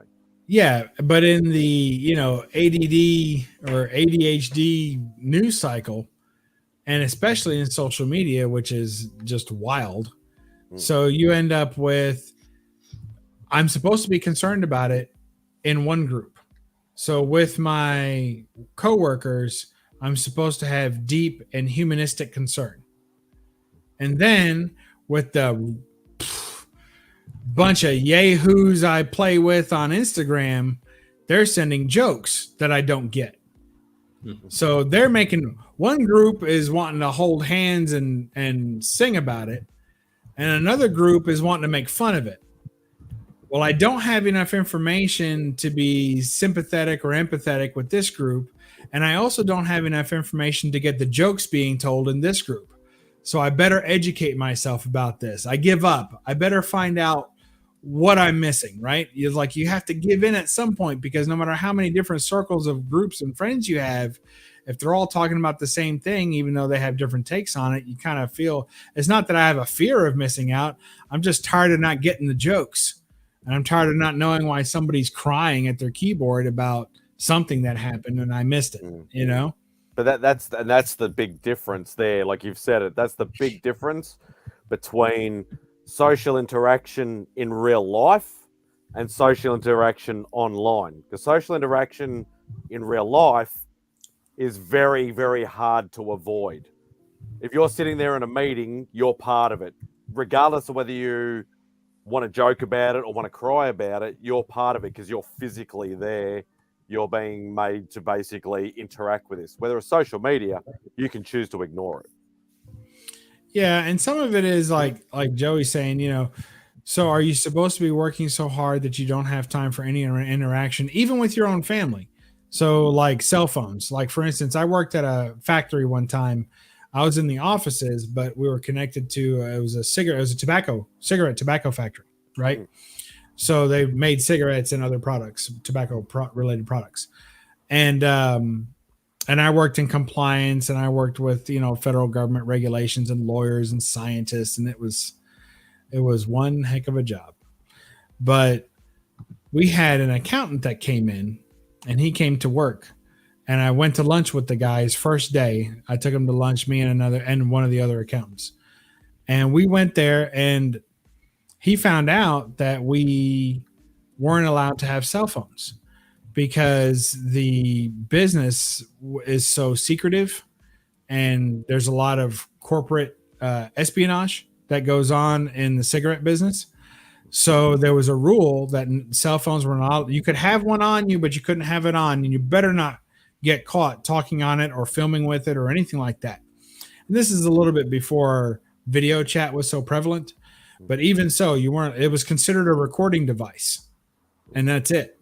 So you had to leave it in your car. You weren't really supposed to have it in. And if you did have it in, you had to sneak it in for the most part, and you better not get caught on it. So this guy quit the same day, which people gave me a hard time because they're like, well, you took him to lunch and he quit. So what'd you tell him? You know, I'm like, I didn't tell him nothing. You know, he asked me, is it true we can't have a cell phone? I was like, yeah, it's true. And he quit when he got back. He said he would not work at a place that he couldn't have a cell phone. And this was 10 years ago or more, even like 10, 11 years ago.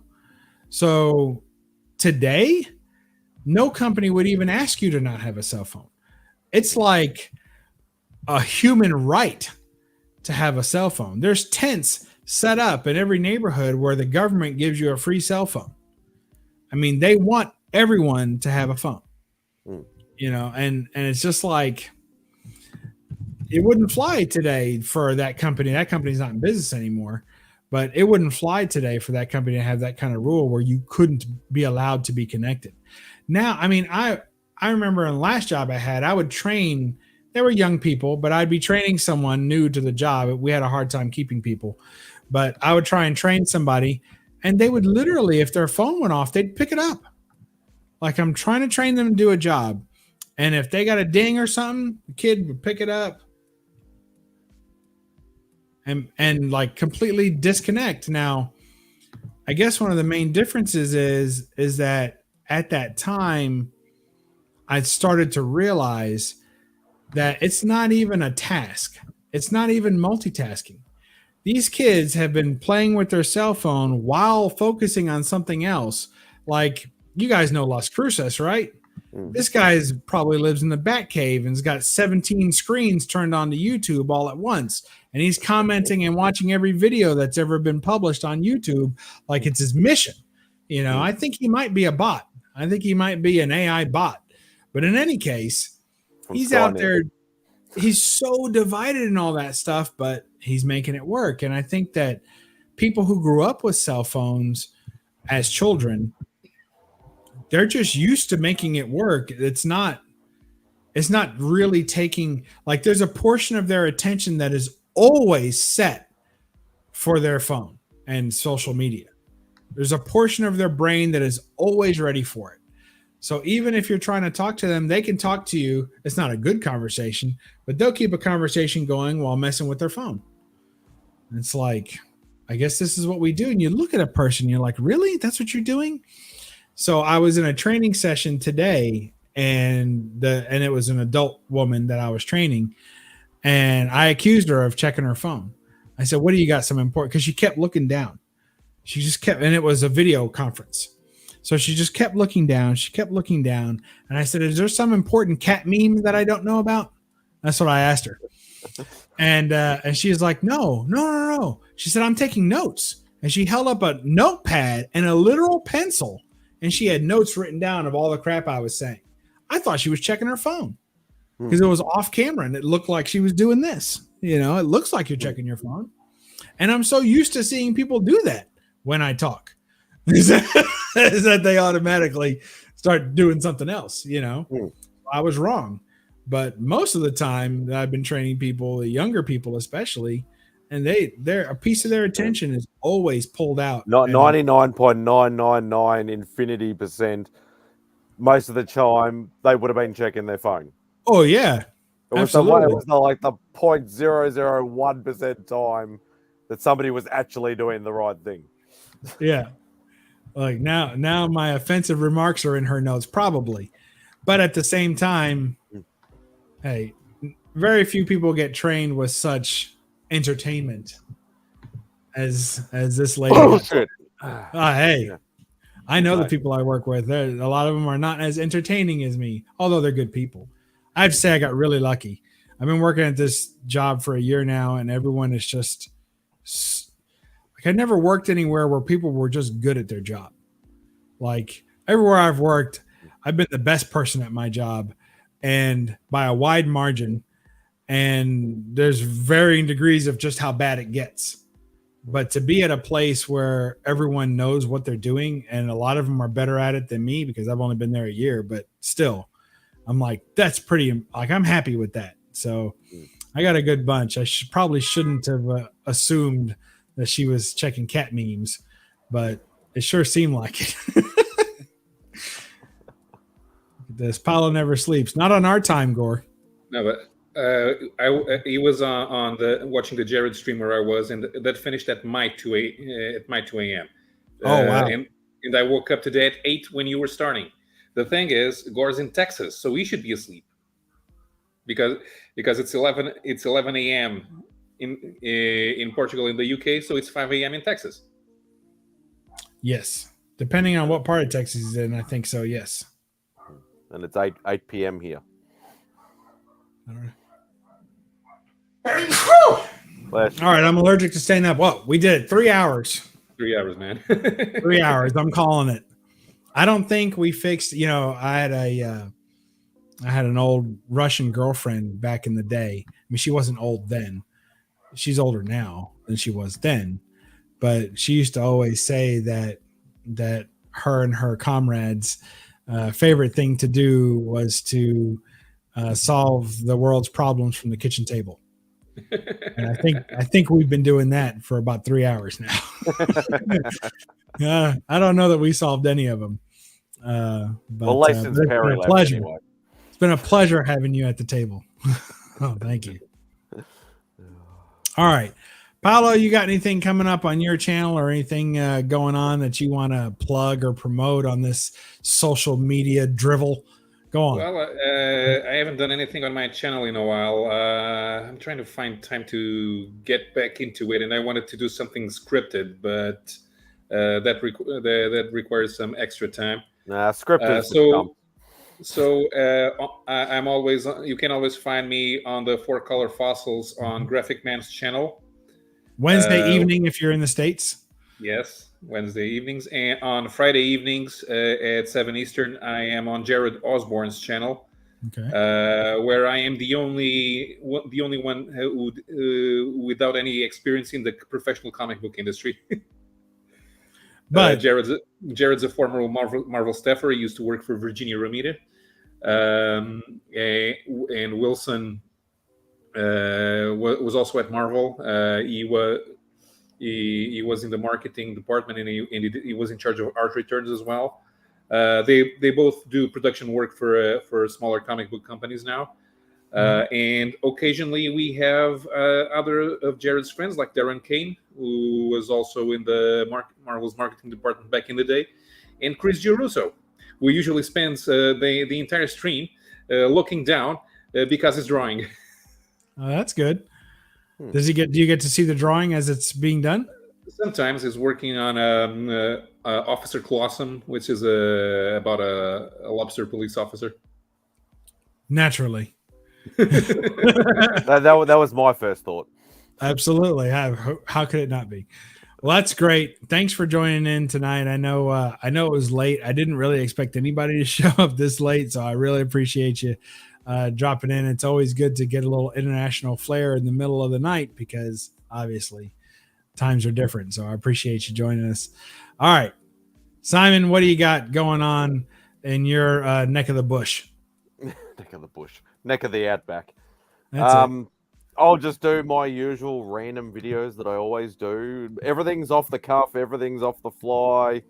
I'll do lazy then. Is that what you're saying? You're lazy? No, I'm just literally, I will get home from work and I'll go, I will do my statue collection tonight. I will do my artist series tonight. I will do my, collector's stuff, or I will, and because I don't, it's unlike you guys.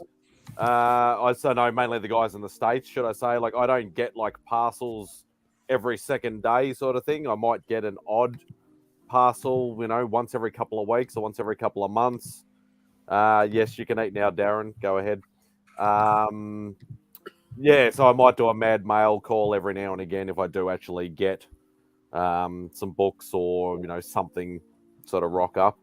But yeah, I have a few different series. So yeah, just check it out, hit the notification bell, all that good stuff when it decides to, when something pops up. Definitely. But nothing officially in the works. Yeah, as I said, it's all off the cuff, straight and up. Don't you co-host Remy's Hangout? I am one of the admins or whatever. It's Remy, Rob, and myself. Like Rob and I have admin rights. So if Remy obviously, has other things that he needs to do or whatever like that, we can actually run the show if we need to. But yeah, 9 times out of 10, one of the three or all three are at least on the panel on Remy's place on. I don't know what time it starts over there. I know it starts Sunday morning at 11 a.m. for me, but I don't know what time it starts over there. I think it's about 12. I think it's 12 or 14 hours behind. So it might be like maybe 8 o'clock at night or 9 o'clock at night or something like that on a Saturday night. Yeah, it feels like that. That. It's just a few hours. It feels. Yeah. All right. Well, cool. Well, I don't have anything going on other than the stuff that I have had going on. More parcels, as they say, to go through and film and show off a bunch of stuff that I've been picking up lately. Pretty much this last year on YouTube was almost something of a hiatus for me. I was only doing videos like once a week at the most, a couple of lives, like one live a week, while I got accustomed to my new job. But now they're pretty convinced that I'm awesome. So I feel like I can get a little bit more done in my hobbies than I was. So in YouTube was a hobby I kind of laid down for a year because it was computer based. I was sitting in the same chair because this is where I work, like right here. So it was a bit, working from home and everything. I was tired of being in this room a little bit. So I've got over that and I'm enjoying YouTube again. I've kind of jumped back in. It's been about a month now and I'm back to my old tricks. So here I am up middle of the night, hanging out on YouTube. And I always say, don't forget about the YouTube widows out there, the guys that are on YouTube all the time and their wife's sitting cold in bed, so don't forget that. Go check out your lady friends or whoever needs your attention, pay them that attention. And when you're not doing that, watch a video on my channel or Paulo's or Mad Spidey's. That's what we need to do. All right. So that's it. That's all I got.